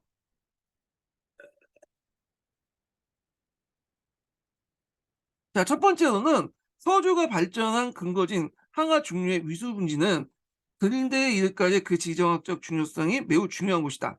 그래서 요게 많은 이제 나라들이 수를 정했죠. 자, 주나라는 위수분지를 기반으로 발전하여 동방의 은나라 멸망과 같이 전국시대 진나라도 똑같은 이곳에 발전하여 육국을 통일했으며, 한초 싸움에서 한나라 유방이 승리한 요인도 항우가 이것을 간중을 버리고 남방에 초나라 땅으로 갔죠. 그러니까 항우는 간중을 이제 버리고 남방에 초나라 갔는데 이 초는 오늘 강남이야. 네, 근데 그 당시 강남은 인구라든지 생산량이라는 이런 것들이 강중에 비해서 그렇게 높지가 않았어요. 그러다 보니까 항우는 전쟁은 되게 잘했죠. 그래서 전투를 할 때마다 계속 이제 뭐냐면 이겼는데, 문제는 계속 이런 과정에 소모전을 막 하게 된 거야. 그 과정에서 이 물자 인력을 계속 공급받아야 되는데 그게 제대로 안 되다 보니까 나중에 막판에는 해야 전투가 한 방울 무너졌잖아요. 그러니까 보급이나 이런 것들 제대로 못했다는 거지. 그럼 보급을 제대로 하려면 요 관중을 기반으로 해야 되는데 이 초나로 갔기 때문에 그런 거죠. 반대로 유방은 이제 간중을 기반으로 해 갖고 매번 패배를 했지만 여기서부터 물자나 인력을 공급받았기 때문에 이길 수 있었던 거고요. 자, 그래서 유방은 이곳에 근거를 삼았기 때문이다. 게 첫 번째 이유고요. 자, 두 번째는 농업 경제 면에서 위수분지는 비옥한 농업 입지 조건을 가지고 있으며 군사적으로 위수분지는 천의 요소이다. 그러니까 이제 여기에 위수라는 것이 한화강이 있고 여기 위수가 있거든요. 삼서성 부근인데 여기 지역에 뭐냐면 이렇게 평야지대가 있고 요 주변에 또 산맥이 있어요. 그러다 보니까 적으로부터 공격을 막을 수 있으면서도 요 주변의 땅을 이용해 갖고 평야지대 이용해 갖고 막대한 생산량을 올릴 수 있는 거죠. 예. 그다음에 동서 문화의 교류상에 있어 위수분지는 서방 문화가 중국에 들어오는 입구에 해당하죠. 여기 딱 삼서성 이쪽에. 예. 자, 그래서 자연히 문명의 선진지대로 각광을 받았던 곳이다. 특히 분열시대를 재통일한 통일, 중국 역대 통일 왕족 가운데 진, 전한, 수, 당 이거 외워두세요. 예전에 기출에 나왔던 거죠. 진나라 때는 위수분지, 그러니까 간중 지역에 함양을 세웠고요. 전한 때는 장안, 그다음 수나라 때 대응, 당나라 때 장안 다 위수분지에 있었죠. 오히려 서안인데 요 함양하고 장안은 진나라 때 함양과 전한 시대 장안은 위치가 오늘날 서안하고 약간 다르고요. 수나라 당나라 때 수도는 이제 이름만 똑같을 거예요. 대흥성이 나중에 장항성이 되죠. 네, 이름은. 그 오늘날 이제 서안하고 이제 위치가 동일한 지역이에요. 하여튼 이런 간중 지역이 다 뭐냐면 그 요런 나라들에 의해서 수도가 만들어졌다. 이렇게 보시면 돼요. 수도가 이제 여기에서 수도 삼았다. 이런 나라들이. 그래서 이제 이런 가운데 위수분지의 수도하여 통일의 대업을 완성함으로써 위수분지의 지정학적 주요성이 역사에 실증되고 있다. 그래서 여기 보시면 알겠지만 서주시대 때 이상적으로 삼는 이유가 다 위수분지를 수도로 했기 때문이다. 그거에 대한 어떤 그 역사적인 내용, 뭐 농업 경제적인 측면, 그 다음에 이제 문화적인 내용 이런 것들 쭉 얘기를 하고 있어요. 자, 그래서 이와 같이 위수분지의 지정학적 위치를 이용하여 발전한 준하 역사의 평가는 중국 최초로 봉건제도를 비롯한 여러 가지 제도와 문물을 정비했다는 문화 성격을 비롯된 것이다. 따라서 중국사 전개에 선정한 것이 서주라고 보는 시각은 상당히 설득력이 있다는 거죠. 예. 자, 그다음에 이제 여기 보면 이제 그 서주 초기 때 주변 민족이라고 하는데 요거는 각자 보시면 되고 다만 이제 여기에서 좀 볼 게 뭐냐면 양자강 지역에 산대요. 해수와 양자강. 이 지역은 아직까지는 서주 시대 때까지는 뭐냐면 그 만족이라고 해서 그 뭐랄까요? 남만, 남만이라고 해가지고 오랑캐 취급받았죠. 근데 나중에 이제 춘추 전국시대 들어가면서 이제 뭐냐면 중원 국가로 이제 편입이 돼요. 그 대표적인 나라가 이제 초인데 초도 얘네들이 처음에 남만으로 취급받았어 춘추 시대 때. 근데 전국시대 들어가면서 이들이 중원의 이제 중화국가 중에 하나로 이제 편입돼 들어가죠. 이건 나중에 좀 설명할게요. 자, 그래도 이제 이렇게 있고, 그다음 통치제도에서 이제 봉건제도 볼게요. 다음 장 넘어가서. 자, 내용을 보면 서주의 봉건제도는 무왕이 은을 멸하고 그 땅의 은의 왕자 무경을 제후로 공하고 다시 전국 각지에 학대 실시함으로써 정치제도를 발전했다. 그런데 주나라의 봉건제도는 유교에서 숭상하는 유독자 위에서 주공이죠. 깃틀이 마련됐다는 것에서 마련되었다는 것이 일반적인 견해고 봉건의 목적도 서양관계를 중심으로 한 새로 정복된 강대한 국들을 일족과 공신들에게 봉봉해 줌으로써 왕실의 울터에 삼는 것이 종래 유가적인 봉건론이었다. 그러나 최근에 비하면 봉건제도는 이미 은대에 실시됐고 아까 얘기했죠. 그 대읍, 그다음에 조국, 그다음에 소국 이렇게 나눴잖아요. 주초에서는 이걸 학대 실시한 거다. 제도화시킨 거다. 이렇게 보시면 돼요. 자, 이것이 중왕실의 새로 정복한 영토의 왕실 일족과 믿을 만한 공신을 제후로 봉하고 은주교체의 정치사회적 혼란을 수습하는 데 그 정치 목적이 있다고 밝혀지고 있다. 그러니까 주공이 처음 만든 게 아니라 이 당시 이미 은혜에 의해서 만들어졌던 제도를 확대 개편했다. 그리고 그 목적 자체는 뭐냐면 어 정치 사회적 혼란을 수습하는 데 목적이 있었다. 이런 거지. 이런 게 이제 보고 있죠. 자, 이와 함께 은왕제에 종속된 듯 유력한 의회 지배자들 새로 서주의 지배를 복속시킨 사회적 의미도 강하게 내포되어 있다. 그러니까 두 가지 의미가 있다는 거죠. 하나는 이 정치적 목적으로서 혼란을 수습 이게 뭐야? 문주유치의 사회적 혼란을 수습하는 정치적 목적이 있고, 그다음에 또 사회적 의미로서는 유력한 지배층, 그러니까 은혜 왕조에 종속됐던 유력한 의회 지배층을 새로 서주의 지배에 복속시키는 것도 있다. 이렇게 쓰시면 될 것 같아요. 예. 자, 그다음에 봉건제 내용에 대해서 이제 얘기를 하고 있어요. 여기부터. 자, 봉건 영토가 확대된 봉건 영토 가운데 중앙시 지배하는 직하를 왕기라고 하며 제후에게 봉건된 땅을 국이라고 했다. 그래서 제후도 그가 지배하는 봉토를 다시 공업과 체육으로 분류했고 가신 집안이었던 경대부에게 하사를 하였다. 중앙시는 이렇게 이제 읍을 국이라고 하고, 네, 이렇게 봉건된 읍을 국이라고 하고 제후가 봉건된 읍을 도라고 했다. 그러니까 공이 살고 있는 읍을 뭐냐면 국이고, 그 밑에 또 제후가 이렇게 분리돼서 이제 경대부에게 줬던 읍을 여러 개 있는데 그중에 이제 경대부가 사고 있는 읍을 도라고 하죠. 그리고 경대부 밑에 있는 예속된 읍을 비읍이라고 하죠. 예. 그래서 이러한 분봉된 봉투는 위로는 왕기부터 아래는 의회에 이르기까지 피라미드 형태의 구조를 가지고 있다. 자, 이와 같은 봉건 체제를 유지하는 정신적 결합의 원천이 현현적 유대 관계다. 그래서 봉건 제도란 국가적인 조직을 뭐냐면 혈연을 바탕으로 집안의 어떤 질서를 이제 바탕으로 한 종법 제도와 결합을 시켜놨죠. 예.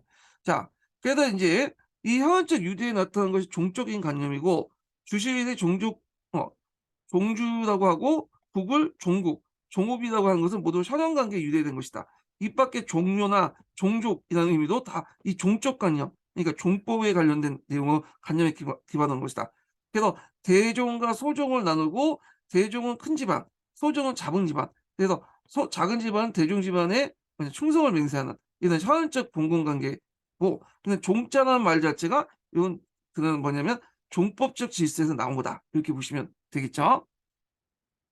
자, 그래서 인제 이를 구별한 것이 다음은 종법이다. 그래서 종이라는 것은 으뜸종이야. 이 으뜸종자 종자는 적장자를 의미하죠. 적장자. 예. 그래서 적장자를 중심으로 한 집안 간의 서열 관계를 정리한 것이 종법이다. 이렇게 보시면 될 것 같아요. 자, 그러면 여기에서 인제 읍 관련된 내용을 좀 볼게요. 일단 서주에서 춘추 시대까지 읍에는 여러 종류가 있는데요. 이건 나중에 또 다시 설명하겠지만 여기서 한번 읽어 볼게요. 국과 도가 없는 읍을 비읍이라고 하고 그 위치에 따라 동서남북비라고 한다. 이러한 그다음에 비는 춘추 전국시대에 이르러 그 제후의 영향이 확대되면서 자연히 국은 제후가 지배한 국가의 영토를 의미하게 되고요. 도는 수도고 비는 변경을 의미하는 용어로 변했다. 네, 춘추 전국시대에 넘어가서. 그래서 우리가 지금 알고 있는 이 국이라는 의미는 그 뭐냐 국가라는 의미잖아요. 이거는 춘추 전국시대 때 형성된 이미지예요. 그래서 정확하면 춘추 후기에서 전국시대 넘어가는 그때 형성된 이미지고, 도란 것도 마찬가지죠. 수도라는 의미도 요때 이제 형성된 건데 예전에는 내용이 달랐어요. 예. 자, 그다음에 인제 그 중나라의 종법제도의 특징 관련된 내용이 있는데 요 관련된 내용이 기출 관련된 내용이에요. 한번 볼게요. 자, 종법은 국외시족제와 적장자 상속제를 설립 후 종가와 분가, 그러니까 종가는 인제 대종이라고 하고 그다음에 분가는 소종이라고 하죠. 상대적인 거예요. 자, 이렇게 신분 질서 형성하면서 이후 동양사의 시족 내지 가족 질서의 기반을 발전해 나갔다. 그래서 서주 시대의 정치 질서로서의 봉건제도와 이를 뒷받침한 종법은 왕위 계승면에서 확실하게 입증되었다. 따라서 종법은 서주의 국가 지배 체제의 기본 질서를 하겠다. 그런데 주대의 봉건제도는 기본적으로 혈연관계가 사회적 신분 질서를 규정하는 가장 중심적 요소가 되었다. 그러므로 토지를 매개로 한 보호와 공사의 계약관계 위에 설립된 서양 중세 봉건제도 그 성격이 근본적으로 다르다는 거죠. 자, 서류 시대 때 봉건 제도가 정치 제도상의 중요한 개념으로 발전하게 된 것은 진시황제가 법과의 군현제를 전국적으로 시행함에 따라서 이 군현제에 대한 반대적 정치 개념을 부각되면서부터. 자, 이 서류시대 봉건제도가 유교에서 상당히 이상적인 제도로 왜냐면 올라가게 됐거든요. 그 배경에 대해서 얘기하고 있어요. 진시황이 법가정의 군현제도를 이제 전국적으로 실시하고 유가가 이게 반대를 했잖아요. 그러다 보니까 여기 찾다 보니까 서유시대 때 제2상적인 시대 때 했던 정치제도 보니까 그 봉건제도가 나타난 거잖아. 그러면서 봉건제도가 이제 유교에서 옹호를 받게 되죠. 자, 그러나 이제 진의 법가주의적인 어떤 통일 정책이 진왕조의 당명을 초래한 요인이라고 비판한 한대 유가주의자들은 군현체제보다는 주대 봉건체제가 국가 통치의 이상적인 제도 당당화시켰다. 그래서 진나라가 멸망한 건 다 봉건제이기 때문에 어떤 그 이제는 진나라 멸망한 건 군현제이기 때문에 이런 법가적인 군현제를 폐지하고 주나라 주공이 만들었던 봉건제를 실시해야 된다. 그걸 국가 통치의 이념을 삼아야 된다. 이렇게 주장을 했던 거죠. 이 현대 유가주의자들이요. 뭐 그렇다고 해서 한나라 때 뭐 그 봉건제를 실시했던 거 아니죠. 군국제였다가 군현제로 이제 바뀌잖아요. 이거는 그냥 이상적인 내용이고 실제 정치는 또 다른 거니까. 예. 자, 그다음에 이제 봉건체제 읍제국가의 구조를 볼게요. 자, 은조시대 사회 기본단위 읍이라고 하는 거죠. 읍. 그래서 마을이라고 한다면 은주혁명의 읍의 구조는 근본적으로 바꾼 것이 아니다. 그러니까 은나라의 읍제 국가 체제가 주나라까지도 연결됐다. 이렇게 보시면 돼요. 그러나 은왕조가 지배하고 있는 읍을 은을 정복한 주왕조 체제에 재편성하기 위해서 새로운 지배 조직이 필요했고 그 목적이 위해서 실시된 것이 봉건제도다. 자, 그래서 이런 시각을 볼 때 은주사회일 때 봉건제도 읍제 국가는 서로 밀접한 관계다. 자, 제후로 봉건한 주초에 두 가지 읍이 있는데 하나는 은대로부터 내려온 읍이고 옛읍이고 다른 하나는 새롭게 만든 신읍이다라는 거죠. 자, 그래서 옛 읍에는 제후가 봉건된 경우에는 그곳에 살고 있는 옛 거주자는 새로 봉건된 이제 그 제후들 지배 아래 들어가게 됐다. 자, 그리고 이런 게 있고 두 번째 신읍의 경우에는 봉건된 제후들 지배 아래 새 읍이 들어가게 되어 그 은의 옛 지배 시족들이 피지배자가 됐다. 자, 이에 주의 지배계층인 제후, 경대부, 피지배층 구시족인 은내에 공존하게 되었다. 그래서 두 가지 그 뭐냐면 읍의 발생 과정을 얘기하고 있죠. 하나는 그 은대부터 내려오는 읍, 또 하나는 새로운 신읍 이렇게 있고요. 그래서 이제 옛 거주자들이 예전에 읍 같은 경우에는 옛 거주자들이 새로운 봉건대 제후 지배하에 들어갔고 신의 경우에는 봉건 제후의 지배 아래 세읍이 들어가게 되어 은의 이제 시족이 피지배자가 됐다 이렇게 있는데 이게 무슨 말이냐면 자 어떤 이제 그 A라는 그런 이제 사람이 어떤 지역에 이제 임명됐어요. 예전의 읍이야. 예전의 읍에 이제 임명되면 A라는 집은 이제 공으로서 이제 지배자가 되고 얘는 피지배자가 되잖아요. 근데 또 두 번째 게 신읍은 이 신읍을 새로 만들어. 그러면 주변에 있는 예전에 이제 그 주변에 있는 그 읍들이 요 신업에 복속을 하는 거야. 그러면 얘들이 이제 뭐냐면 지배층이 되는 거고 얘들이 피지배층이 되는 거죠. 예. 그래서 대개 보면 이제 이 A라는 그러니까 요 두 가지 경우에 보면 지배층들은 대개 어떤 사람들은 주족이고요. 그다음 피지배층은 예전에 은족들이야. 예. 그래서 이렇게 이제 구성이 돼 있다. 이렇게 보시면 돼요. 따라서 지배자인 주인과 그다음에 피지배자인 그 은민의 관계도 나타난 것이 은민의 호칭에서도 볼 수 있다. 그래서 이거 보면 주인은 인자를 쓰죠. 예. 이 피지배층이야. 아니, 지배층이야. 그 지배층은 주로 이제 뭐냐면 주왕부터 해서 일반 사까지고 은민이요. 민을 썼죠. 그래서 이들과 구별하잖아요. 그래서 지배계층은 인이라고 이제 부르는 데 반해서 그 전국민은 민이라고 이제 부르는 것이 그것이다. 그래서 주초에는 국인 혹은 읍의 명칭을 따서 그 대개 보면 이제 지배층을 노인, 정인, 송인 이렇게 인이라고 호칭된 반에 자, 그 피지배층 민을 따서 은민, 노민, 정민, 송민 이렇게 민이라 불리는 피지배계층을 가리킨 것이다. 따라서 지배계층인 이제 주인은 제후의 우두머리로 해서 주의 정치, 군사, 제사, 외교 등을 장악했고 민은 전을 지배했다. 그러니까 토지를 경작했다. 말 잘못했네요. 지배계층 주인은 제후의 우두머리로 해서 주의 정치, 군사, 제사, 외교 등을 장악했고 민과 뭐냐면 전을 지배했다. 자, 이 민이라는 것은 앞에서 나오는 그 피정복민들 얘기하죠. 자, 그리고 민은 땅을 경작하는 직접 생산자고 토지와 민은 지배계층인 국인의 소유가 되었다. 자, 그럼 읍의 토지와 백성은 모두 지배계층인 국인의 소유이고, 자, 이 국인은 다시 국왕의 백성이라는 왕토 왕신 사상으로 인식됐다. 자, 그래서 이 왕토 왕신 사상이 이제 있다. 모든 백성들, 그러니까 통치제 안에 있는 모든 백성들과 땅은 왕의 그 신하고 왕의 토지다. 이런 내용이죠. 자, 그런 것들 좀 보시면 될 것 같고요. 자, 준하 시대 간제의 특징 같은 게 있는데 이건 각자 읽어보세요. 뭐 간제가 있는데 쭉쭉 넘어가고 다음 단락 보면 두 번째 단락부터 볼게요. 자, 은나가 간직이 주로 제사와 군정을 간장하는 데 반해서 주대의 간직은 매우 다양하다. 자, 이는 국가의 규모와 확대됨에 따라서 정치 기구가 복잡해지고 커졌으면 나타난 것이다. 특히 봉건 체제의 성립과 함께 주왕씨의 지방 제후의 통제를 위해 제도적 장치가 간제를 뚜렷하게 나타났다. 자, 주왕조가 지방의 제후를 통제하는 종법 제도를 위해 화연의식과 청룡사상을 바탕으로 한 전국시대 왕토사상을 이용하고 있다.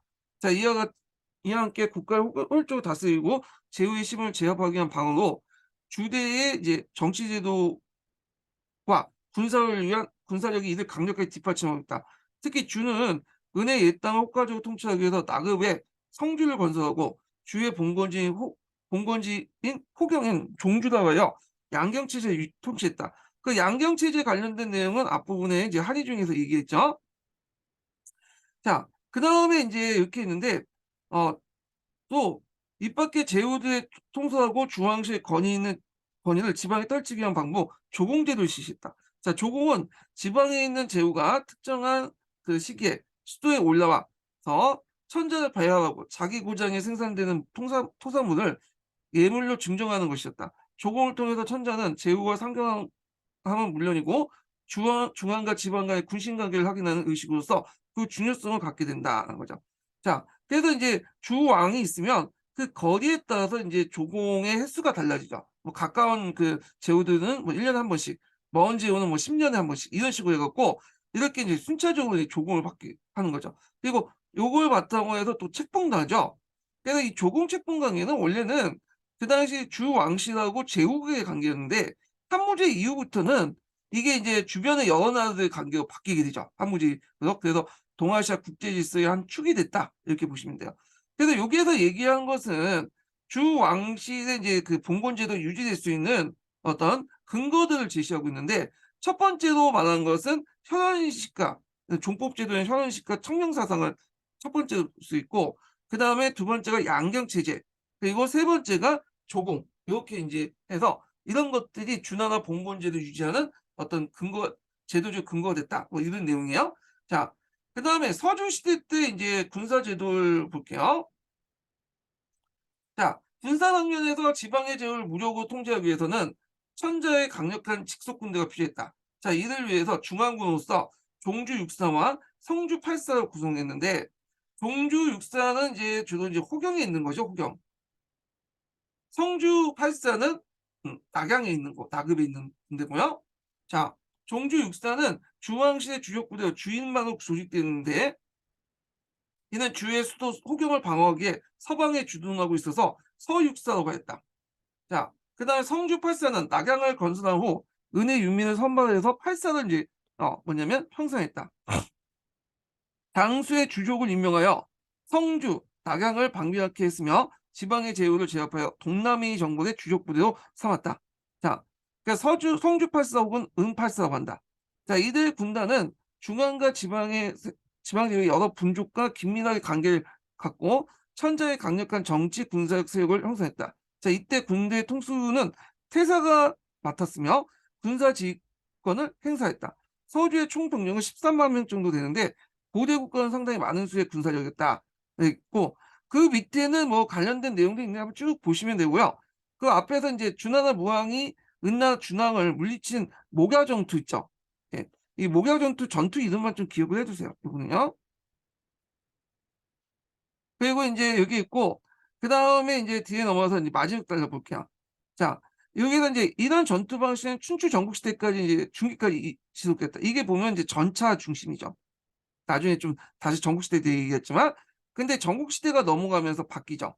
그래서 전국시대 때는 북방민족들 영향을 받아서 특히 이제 그 북쪽에 이제 무슨 민족이 등장하냐면 통로족의 등장이야. 홍노족은 이제 유목민족이었고 기병이 맞죠. 기병이란 건 말 타는 거잖아요. 말 모는 게 아니라. 그래서 기사 전투 방식이 전국시대 때 등장을 했죠. 자, 이에 따라 기병이 전차를 대신해서 기동부대의 중심이 됐고 보병이 전투력 중심이 됐다.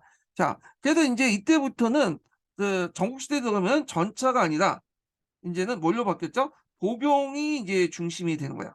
그다가 여기에 이제 기병이 보조적으로 이제 이렇게 있고, 물론 전차도 있어요. 그래서 보병과 기병을 더 중요시하겠다. 특히 보병을 중시하겠는데, 요 관련된 내용은 예전에 기출문에 나왔는데, 자세한 내용은 뒤에 있으니까 그때 좀 얘기를 하기도 하고요.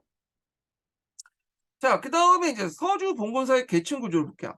자, 이 서주 봉건사의 계층 구조는 어디까지 가냐면 그 춘추 중기까지 이렇게 갔다고 보면 돼요. 춘추 후기 때부터 이제 분기되기 시작하는데 이렇게 보는데, 자, 요거 이제 좀 보면 제가 정리한 내용을 좀 볼게요.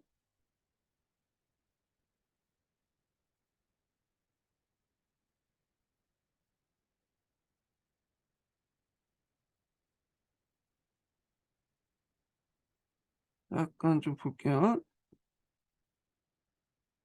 자, 여기 보는데, 자, 위도는 이제 천자가 있고, 그 다음에 제우, 경대부, 사, 여기 있죠. 여기까지가 인이에요. 인. 그리고 여기가 이제 민이랑 서인도 있어. 예. 그래서 이제 국의 계층 구조가 있는데, 그래서 이제 보통 여기까지 지배층까지는 주로 이제 뭘로 이제 그 하냐면 작가 예를 통해서 이제 결합을 시켜. 예. 그래서 작이라는 것은 이제 뭐냐면 천자가 주어진 지를 얘기하죠.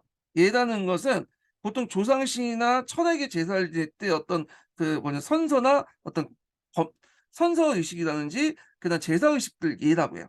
그래서 예의 적용 대상은 요 뭐냐 초창기 때는 인해에 불과했죠. 근데 춘추 말기 때부터 이제 예의 적용 대상 민까지 확대됐던 거고요. 그래서 공이라는 것은 이제 주요 국사를 최종 결정하고 정신적인 지주 및 대표자죠. 그래서 군사와 재정의 공동체, 윤사 공동체라고 하죠. 예. 그래서 이제 제사를 지내거나 아니면 적이 쳐올 때 이제 군대를 이끌고 이제 모집해가고 싸우는 대장 역할을 하는 게 공이었고, 경대부 같은 게 국의 권력 집단의 주요 구성이었고, 그다음에 주요 세습 간직을 세습하여 독점했고요.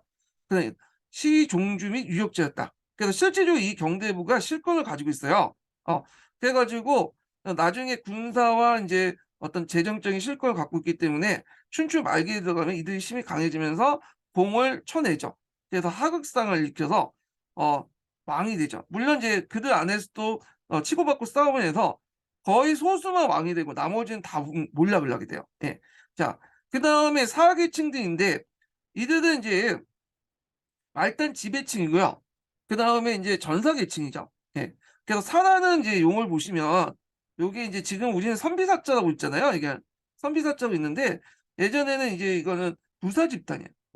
그러니까 우리는 선비라고 있지만 이거는 무사 집단의 의미였다. 그래서 이 사라는 모양 자체가 손도끼를 형상화시켜 놓은 거거든요. 그러니까 얘네들이 사는 원래 무사 집단이었다. 일본은 사무라이 사자가 있는데 오히려 사무라이 사자가 훨씬 더 그 춘추 전국시대 때 사의 의미를 더 정확한 거죠. 근데 이 사가 원래는 그 춘추 시대까지만 해도 앞에서 언급한 말단 지배층이었는데 전국시대면서 이제 신분에 상관없이 능력 중심의 지식인과 관료예요.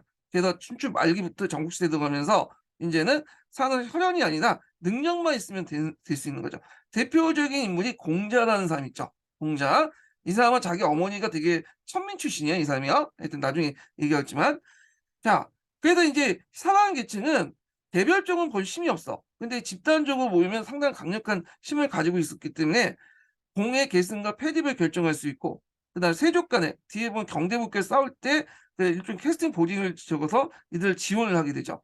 자, 그리고 나중에 이제 청국시대에 가면 또 이들이 부각이 되죠. 그러면서 여러 가지 관료나 군인이나 이런 것도 뭐냐면 활동하게 되죠. 그래서 이제 이런 내용들 그리고 나머지는 서인들 일반 이제 그 토착민들과 주에 정복된 은혜 유민으로 구성됐고 민으로 지칭했던 사람들이다 이렇게 보시면 될 것 같아요. 그래서 노비라는 것도 존재하겠는데 노비 사회는 아니죠. 예. 이들은 생산력 보조적인 것들일 땐 노예 사회는 아니고요. 주로 이제 보조적인 수단을 사용했다. 소수에 불과했다. 그래서 은나 같은 경우에는 노예 사회라고 하지만 주나라는 노예 사회가 아니다. 이렇게 보시면 될 것 같아요. 자, 그러면 계속 읽어 보겠습니다. 두 번째 단락부터 볼게요. 최고 지배계층은 천자를 비롯한 주왕씨이다. 자, 시경에서는 하늘 아래 왕토 아닌 것이 없고 사회 안에 왕의 신하가 아닌 사람이 없다. 앞에서 얘기한 것처럼 왕토 사상, 왕신 사상인데, 자, 이와 같이 국토와 인민의 형식상 모두 천자의 소유다. 근데 주의할 것은 모든 천자가 토지의 소유권을 갖고 있냐? 그건 아니에요. 그 당시에는 그 경대부 공이 실질적으로 이제 통치를 하고 있었고, 소유권도 음락 공동체의 어떤 공동체 단위의 소유권을 갖고 있는 거지, 개인이 뭐 소유권을 갖고 있는 거 아니야. 그러니까 요게 의미하는 천자의 소유라는 의미는 그 뭐냐, 통치를 했다, 통치권을 행사한다는 이념적인 차원이에요. 이거는 이제 우리나라나 뭐 뒤에 역대 왕조도 왕토 사상을 내세웠지만 소유권을 의미하는 게 아니라 그냥 통치권을 의미한다. 토지의 공개념적인 개념을 얘기한다. 이렇게 보시면 될 것 같아요. 자, 다만 천자가 직접 지배한 땅은 왕기에 이제 향했고 그 나머지는 제후들에게 나눠져 봉봉했다. 자, 지방 제후는 시너스 천자를 받들고 조공과 군사적 의무가 있다. 그러나 시대가 진행에 따라서 혈연 관계가 소원해지면서 자연히 왕과 제후 관계도 점점 멀어지고 되었고, 재훈은 그 계층 구조가 매우 복잡했다. 재훈은 자신의 봉투를 다시 그의 신하인 경대부에게 나눠줬고요. 그리고 자기는 국의 중심지인 도성에 설치하여 그 지방 정부를 조직하고 관료와 군대를 유지하였다. 그래서 이제 있고 제후 안에 대부가 있는데 대부 중에 벗으려면 경이 된 거야. 그러니까 경과 대부는 같은 그 계층이다 이렇게 보시면 돼요. 자, 대부는 제후 간에 있는 작은 본국이었다. 주대 경과 대부를 사족이라고 하여 국인이라고 불렸다라는 거죠. 그래서 이제 고대 시대 때 국인의 의미는 나라 사람이라는 의미가 아니라 지배층을 상징하는 거야. 그래서 우리나라도 고대다 보면 국인이 뭐 봉기하고 어쩌고저쩌고 그런 내용이 있잖아요. 그거는 모든 사람들, 나라에 있는 일반 백성들이 봉기했다, 이런 의미가 아니라 그 지배층이 봉기했다, 뭐 이런 내용으로 해석을 하셔야겠죠. 그럼 뭐 경과 대부는 같은 계층이나 경의 정치적 지위가 대부보다 좀 높았다. 그리고 대부의 가족은 시로 구성되어 있는데, 그래서 시는 그 간직이나 봉직의 명칭을 따서 사용했으며 이때부터 주대 시족 제도가 실시됐다 이렇게 있죠. 여기서 약간 이제 성시 제도에 대해서 좀 얘기해 볼게요. 성시. 원래 성시 제도는 중국에서 건너왔죠. 이게 원래는 따로따로 있어. 성과 시가 따로. 성은 뭐냐면 신석기 전기 때 이제 나왔던 거 보고 있는데, 이게 모계혈통과 관련돼 있어요. 이 성이라고 보시면 이렇게 돼 있죠. 그래서 여기 보면 모계혈통 기준에서 이제 성을 정하는데, 여기에서 계집연자 쓰면 안 되죠. 요즘에 여자에다가 날생자, 여자로부터 나왔다는 거야. 그래서 이 성이라는 건 원래부터 어떤 의미가 있냐. 자, 여자들이 그 당시에 근친혼을 방지하기 위해서 그 자기의 근친 관계에 있는 사람하고 성관계를 할 경우에 너하고 성관계를 못 한다고 거부할 때 이 성이라는 것을 이제 사용하는 거야. 그러니까 같은 성은 뭐냐, 근친혼이기 때문에 성이라는 개념을 쓰면 같은 성끼리는 그 성교를 해서는 안 되죠. 그때 이제 이 성이라는 개념을 쓴 거야. 그래서 여자들이 근친혼을 방지하기 위해서 자기들 이제 한다. 왜냐하면 남자들은 누구의 자식이 누군지 잘 모르는데 여자는 알잖아요. 자, 이렇게 해서 이제 이게 신석기 초기 때 나타났다 이렇게 보고 있고요. 시라는 거는 국외사회 넘어간 신석기 후기 때부터 나타나는데, 시라는 거는 주로 이제 뭐냐면 이런 것들, 직능이나 자기 일을 가지고 이제 시를 땄어요. 예. 그래서 보통 이제 그 귀족들은 나중에 이 시를 바탕으로 해서 이제 자기의 어떤 것을 나타내는데, 보통 간직이나 봉지에 따라서 명칭을 땄다고요. 예를 들어 가지고 내가 역사를 이제 전공한다 하면 사마시가 되는 거야. 예. 그러니까 역사 천문을 간정하는 거잖아요. 그래서 이제 이런 내용도 있고요. 그다음에 이제 상황 같은 거 삼죠. 아, 상황도 이제 그 뭐냐면 그 상이라는 지역을 이제 받았기 때문에 상시가 된 거죠. 이런 식으로. 자, 그래서 이제 이렇게 해서 간직이나 복직을 이제 봉지를 가지고 명칭을 땄는데, 원래는 성과 시가 원래는 분리돼 있었는데 이게 이제 뭐냐면 점점 합쳐지게 돼요. 그래서 춘추 시대에 들어가면 성과 시를 굳이 구별을 안 해. 그냥 성시라고 해. 그리고 이제 성씨는 원래 지배층만 이제 대상으로 했잖아요. 근데 전국시대 말기 들어가면 피지배층까지 확대돼. 그래서 이제 진한 때 넘어가면 모든 사람들이 성씨를 갖게 돼. 개나 소나. 그래서 이런 것들이 이제 이 성씨 제도가 우리나라에 건너온 거야. 그러니까 우리나라 같은 경우는 처음부터 중국에선 성과 시가 떨어져서 나와서 이제 이용했지만 이미 춘추 시대 넘어가면서 성씨가 합쳐졌죠. 그러면서 이게 합쳐진 것이 이제 한나라 때나 그다음 위진남북조 이런 시대 때 위진남북조나 뭐 그때 넘어왔기 때문에 이 성씨가 합치는, 그래서 이 성씨가 성과 시가 따로 없이 그냥 같이 넘은 거야. 그래서 우리는 그냥 성씨 구별 없이 쓰지만 원래는 성과 시가 구별돼 있다. 그러다가 춘추 전국시대 때 넘어서 춘추시대 때 성씨가 합쳐지고 전국시대 후기 때 가면 피지배층까지 다 쓰게 되는데, 처음에 우리나라도 이제 성씨가 이제 들어오면서 같이 들어왔고 이게 지배층을 쓰였다가 피지배층까지 확산되죠. 중국하고 이제 거의 비슷한 경로를 받게 되는데, 다만 성과 시는 그 당시 처음에 분리됐다. 근데 우리나라 들어올 때는 성씨가 합쳐져 분류됐다. 이렇게만 좀 알아두시면 되는데, 시험 문제는 안 나오겠지만 하여튼 그 당시 사회상을 이해할 때 좀 필요하기 때문에 좀 다시 얘기해 드리는 거예요. 자, 그래서 대부를 계승한 이제 그 가문은 시실, 제후는 공실, 천자를 왕실이라고 한 것은 가문의 사회적 지위를 구분하기 위한 것이다. 대부는 명목상 제후의 신하이긴 했으나 실제로 작은 독립국가의 지위를 가지고 있고요. 실제의 권한도 가지고 있어요. 그래서 실질적으로 이제 대부가 경제력이나 군사력 이런 것들 다 가지고 있었던 거죠. 그게 서주 말기 때 동주 시대 때 접어들면서 국가의 대권은 강력한 대부에서 좌우되는 경우가 많죠. 왜냐하면 얘네들 자체가 강력한 이제 그 물질적인 군사적 기반을 갖고 있어요. 공인하는 사람도 있지만 이 공은 총괄하는 입장이고 실권은 대부한테 갖고 있기 때문에 그래요. 그래서 이렇다 보니까 나중에 춘추 말기 때 들어가면 어떤 일이 있었냐면 군주를 폐입해 하극상이 일어나죠. 그래서 이제 유명한 농안의 노예 사만이라든지 진나 육경, 그러니까 제나 전신데, 그래서 이 육경이 나중에 지네끼리 치고받고 싸우다가 세계 상격으로 줄어들죠. 그리고 얘네들이 진 왕을 패하고 한위조로 독립되잖아요. 그래서 주 왕이 한위조를 인정한 그 해부터 403년인가요? 그 해부터 뭐냐면 전국시대로 보잖아요. 전국시대. 그래서 이제 후에 전국시대는 이들이 이제 종전의 왕을 다 패하고 자기가 이제 왕이 되는 거죠. 공이라고 하지 않고 이제 왕이라고 하죠. 예. 자, 이 밖에 지배계층으로서는 하에 계시면 사가 있다. 예. 처음에는 이 무사를 의미하죠. 사라는 것은 아까 말했지만 무사를 의미하는 거예요. 기족으로부터 복록을 받은 직업군이고, 전장에는 전투력의 주역을 담당했다. 사는 특수한 교양 교육과 훈련을 받았고 이러한 교육을 유계라고 했으며 활쏘기, 말타기 등의 무술 훈련 외에도 예의나 음악, 서술 같은 종합적인 교양 교육이 그것이다. 그리고 사는 단순한 무인이라기보다는 품위를 지우는 인격이 높은 교양이었고 무예는 군자였다. 이렇게 있는데, 자, 그래서 이제 춘추 시대 때 사는 이런 뭐냐면 무인으로서니까 약간 교황으로서 이제 의미가 있다라고 보시면 되고요. 근데 전국시대에 들어가면서 이제 사가 혈족적인 의미가 아니라 앞에서 얘기한 것처럼 이제 능력만 있으면 모든 사람이 사가 될 수 있었어요. 그다음에 무인도 있겠지만 문인의 의미가 더 강하죠. 예. 그래서 이런 내용도 같이 기억을 해두시면 될 것 같고요.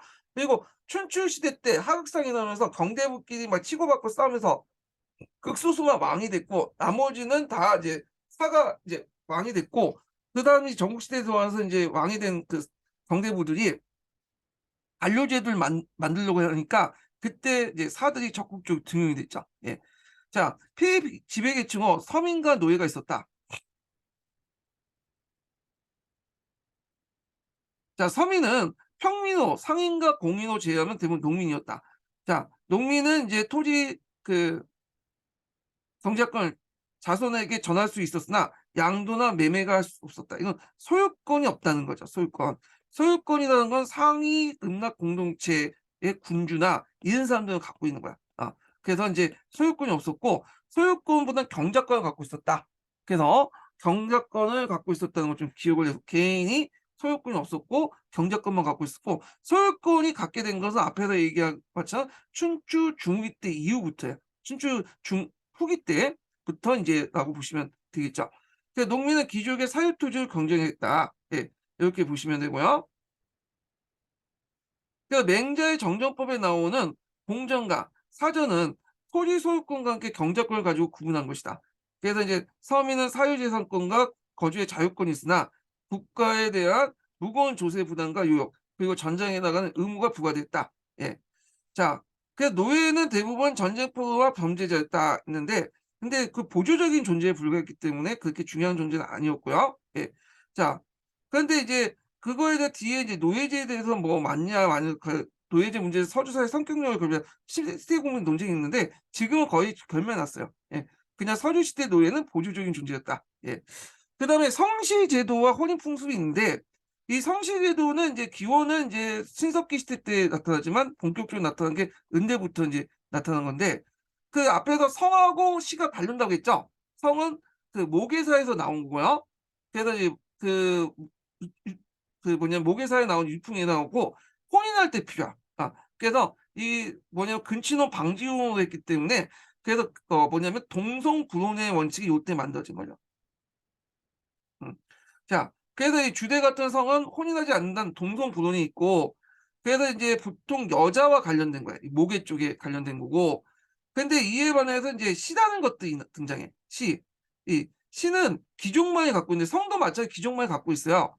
그래서 이제 그 말을 했네. 시는 귀족만이 갖고 있고 성은 평민도 지니고 있었다는데 평민 중에 일부가 지니고 있었다는 거야. 일부. 근데 성과 시는 상당수가 귀족이 갖고 있고 시는 100% 귀족.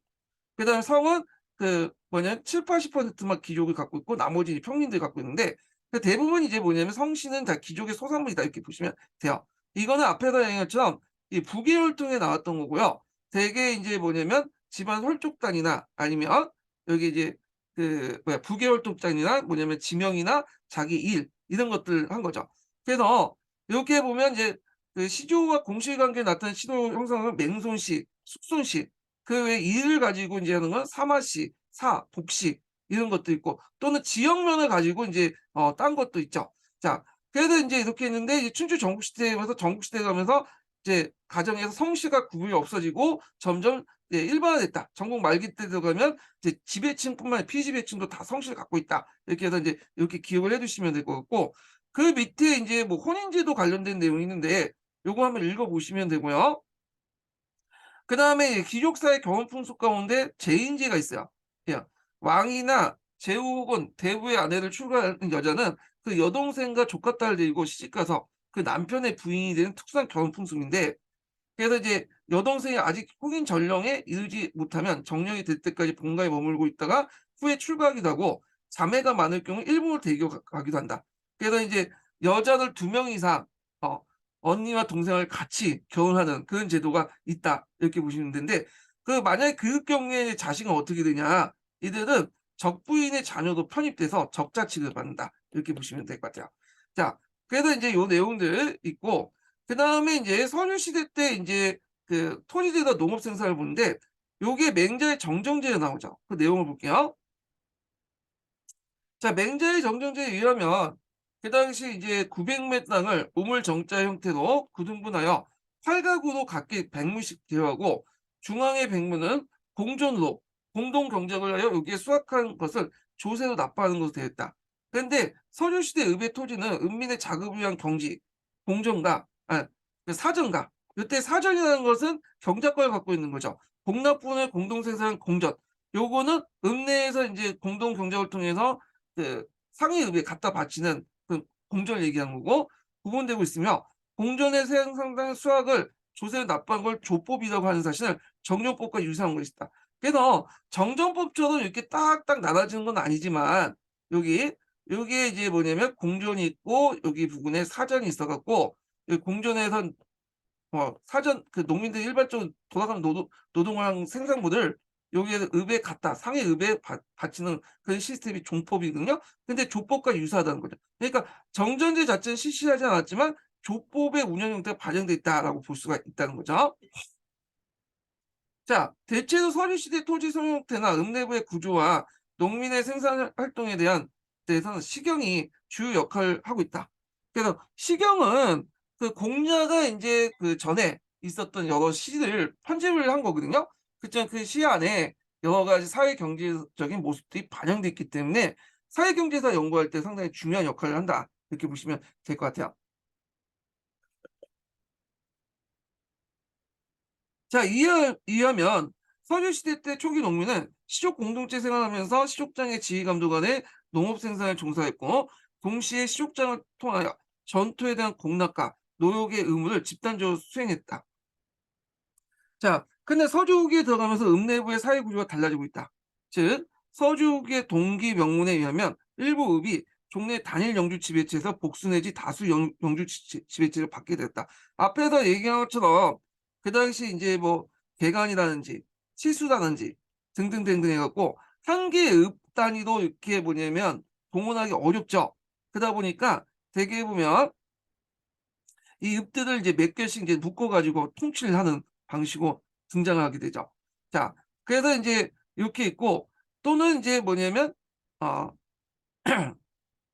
그 가정에서 이제 읍 간의 어떤 지배 구조가 누층적인 지배 구조가, 그러니까 그 가정에서, 이런 가정에서 이제 뭐냐면 요렇게 해 갖고 요렇게 해서 서로 다른 읍들을 또 중층적으로 지배하는 가정이 나타나요. 그 여러 다수의 읍을 지배하는 과정에서. 그래서 종전에 한 개의 읍을 한 개의 그 영주가 지배하는 것을 벗어나서 이렇게 개간이나 치수나 이런 걸 통해서 여러 읍들의 노동력을 이용하는 과정에서 이렇게 읍을 몇 개씩 묶어서 지배를 하게 되고, 그 과정에서 인제 서로 겹치는 부분의 읍들이 등장을 하게 되는데, 이걸 이제 뭐냐면 그 복수 내지 다수의 영주 지배 체제로 바뀐다. 이런 내용을 보시면 될 것 같아요. 그 과정에서 이제 농민의 토지 점유에도 큰 변화가 가져왔다. 다시 말해 종래 단일 영주 지배에서는 공동체 단위로 국내외 의무를 지고 있는데, 읍내부가 번지되면서 인제는 요렇게 서로 간에 여러 명의 인제 뭐냐 상위 영주들이 등장을 하잖아요. 그리고 인제 그 과정에서 또 그 밑에 있는 인제 그 농민들도 그 뭐냐면 토지 점유가 불균등하게 되기 시작해요. 그래서 그 토지 점유도 이제 많이 가지고 있는 사람들과 많이 안 갖고 있는 사람들이 나타나게 되죠. 그래서 인제 이런 것은 인제 기록에 남아 있는데, 그 영민, 유전민, 무전민으로 이렇게 양분됐고, 그래서 인제 유전민, 그러니까 점유권을 많이 갖고 있는 애들은 그 뭐냐면 그 사이에서도 토지 점유의 불균형이 심하게 나타났다. 이렇게 보시면 될 것 같아요. 그래서 이렇게 여러 가지 영주들이 인제 나타나면서 이렇게 복수 영주 제도가 바뀌면서 종전에 인제 그런 똑같이 나눴던 이런 점유지들이 이렇게 한 사람에게 이제 몰리는 그런 현상도 같이 나왔다. 이렇게 보시면 되고, 이렇게 인제 보시면 돼요. 근데 이런 것들 주의할 것은 토지 점유의 불균형이지 소유권은 아니에요 아직까지. 소유권은 춘추 말기 때 등장하고, 하여튼 이런 토지 점유도 잘 나타난 것이 춘추 시대 때 초세무라는 게 있어요, 초세무. 예. 요거는 이제 나중에 좀 얘기할게요, 요거는. 자, 그 밑에는 뭐 농업 관련된 내용인데 한번 보시고, 그에 대해 수공업 관련된 내용인데 그렇게 이제 수공업 관련된 내용은 별로 볼 건 없어요. 예. 그래서 이제 쭉쭉 넘어가시면 될 것 같아요, 그 부분은. 자, 그다음에 서주의 세만 관련된 내용을 넘어보죠. 몇 페이지 펴 보시냐면 그 103 페이지 펴 보세요.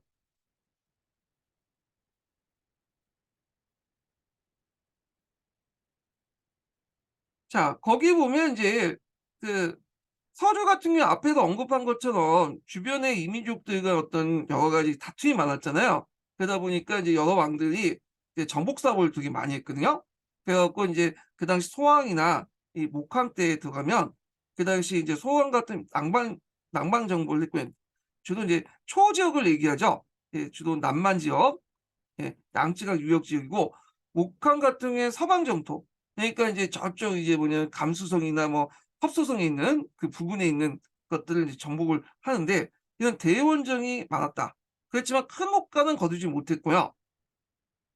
그다음에 서북방의 윤적의 침략 후 위수 중하로 항해 계속되면서 전국적인 장기적인 거친 전란에 빠졌다. 이렇게 보시면 될 것 같고, 이런 내의적인 문제를 해결하기 위해서 여왕이 이제 등장했는데, 이때 이제 그 여왕이 이런 문제들을 제대로 해결을 잘 못했어요. 예. 그래 갖고 이 사람은 이제 그 포악한 정치와 그 남방 초나라에 대한 빈번한 원정을 뭐 국력이 고갈되니까 농민을 착취하고 영주가 소유한 산림 청택의 이권을 빼앗아 왕실 소유를 했거든요. 이에 이 귀족과 서용주들이 인제 왕실의 반감을 갖고 마침내 수도 호경에 국인의 반란이 일어났어요. 예. 자, 그래서 이제 이 반란으로 여왕은 상서성으로 도망갔고요. 조종은 국왕 없이 제후대 공동 관리에 넘어갔는데 이걸 공화정이라고 해요. 예. 그래서 이 공화정의 기원은 이제 그 두 가지가 있는데 그 견해는 첫 번째가 여기 첫 번째 국왕 없이 제후대 공동 관리로 넘어갔기 때문에 공화정이다. 그러니까 왕이 없이 여러 사람이 통치했기 때문에 공화정이라 불렀고 두 번째로는 그 당시 공백하라는 사람이 있어요. 공백하. 이 공백하가 통치를 했기 때문에 공화정이다. 공자와 하자를 빼서 공화정이다. 이렇게 하죠. 그게 기원이 이제 BC 841년인데요. 자, 이게 이제 뭐냐면 그 일종의 절대 기녀가 되죠. 절대 이제 뭐냐 이게 뭐라고 하죠? 기년, 예, 절대 기년이라고 하죠. 이걸 기준으로 해서 이제 상고사를 나눈 기점이 돼요. BC 841년이. 그 후에 이제 뭐냐면 리프시라는 말이 처음 들을 때 이것도 번역할 때 공화정의 역사가 없었잖아요. 근데 여기 보니까 공화 시대가 있었던 거야. 그래서 타서 이제 리프시라는 말을 공화정으로 번역했다고 해요. 중국 사람들이요. 예. 하여튼 왕이 없었던 공화 시대가 있었고 그래서 이 공화 행정은 14년간 계속되었고 여왕이 피난처에 죽자 제후드는 그 아들 옹립한이 이게 선왕이 됐죠. 자, 선왕은 제47년간 왕으로 정치를 바로잡고 박군을 이적을 물리쳐 국력을 중흥시켰다. 그러나 선왕 때도 빈번한 대의원종으로 농촌은 극도로 피폐하고 많은 소용주와 하급귀족들도 그 대용주의 착취를 받아 지배계급 간의 갈등이 심화됐다. 자, 성왕의 뒤에 이어 그 아들 유왕이 즉위하는데 2년 만에 간중에 대지진이 발생했고 이 와중에 유왕이 이제 실정을 거듭했고 신우와 태주 이구를 패한 후 예처 포사를 이제 왕으로 삼았고 그 왕으로 삼아 그 아들 백복을 태조 삼았는데 이 포사는 되게 유명하죠. 예. 그 유왕이 이제 포사를 한번 웃겨보려고 막 여러 가지 했지만 시도가 안 되니까 했는데 잘 안 됐어. 근데 이 포사가 어느 날 웃었어요. 왜냐면 두 시녀가 이 비단을 이렇게 잘못해서 찢었는데 그걸 보고 너무 웃긴 거야. 그래서 유황이 이제 그걸 보고 나서 포사를 더 웃기려고 계속 비단을 찢었다고 하죠. 그리고 봉수대가 올라와서 잘못 올라간 걸 보고 포사가 웃으니까 그걸 보고 이제 매번 봉수대들 올려서 제후들을 이제 불려오게 한 거죠. 그러니까 제후들이 오니까 뭐 적도 없고 맨날 거짓말 치고 하니까 나중에 막상 건윤주기 이제 쳐들어올 때는 오지 않았다. 뭐 그런 이다도 유명하잖아요. 자, 하여튼 이에 대한 신우의 불만을 품고 BC 771년 정나라와 연합하여 그 북방 이민족이 건용을 끌어들여 호경을 이제 공격해서 그 유황을 살해했다. 자, 그래서 이제 있는데 그래서 이제 이후 때 주의 제후는 우구를 옹립하니 이 사람이 평왕이고 평왕은 건영의 공격을 평정하지 못하고 또 수도 호경이 너무 파괴되어 나급으로 천도하게 되는데 이때 이제 서준을 멸망하고 동주가 되죠. 그러니까 동주는 춘추 전국시대로 한다. 근데 보통 춘추 전국시대는 이제 유명하죠. 예. 자, 그래서 이제 이렇게 해서 서주의 역사는 이제 끝났고요. 그 다음에 춘추 전국시대로 넘어가는데 두 번째 인증번호를 알려드릴게요. 두 번째 인증번호는 80번입니다. 예, 두 번째 인증번호 80번이에요. 예. 그래서 있고 좀 쉬었다가 진행을 할게요. 예.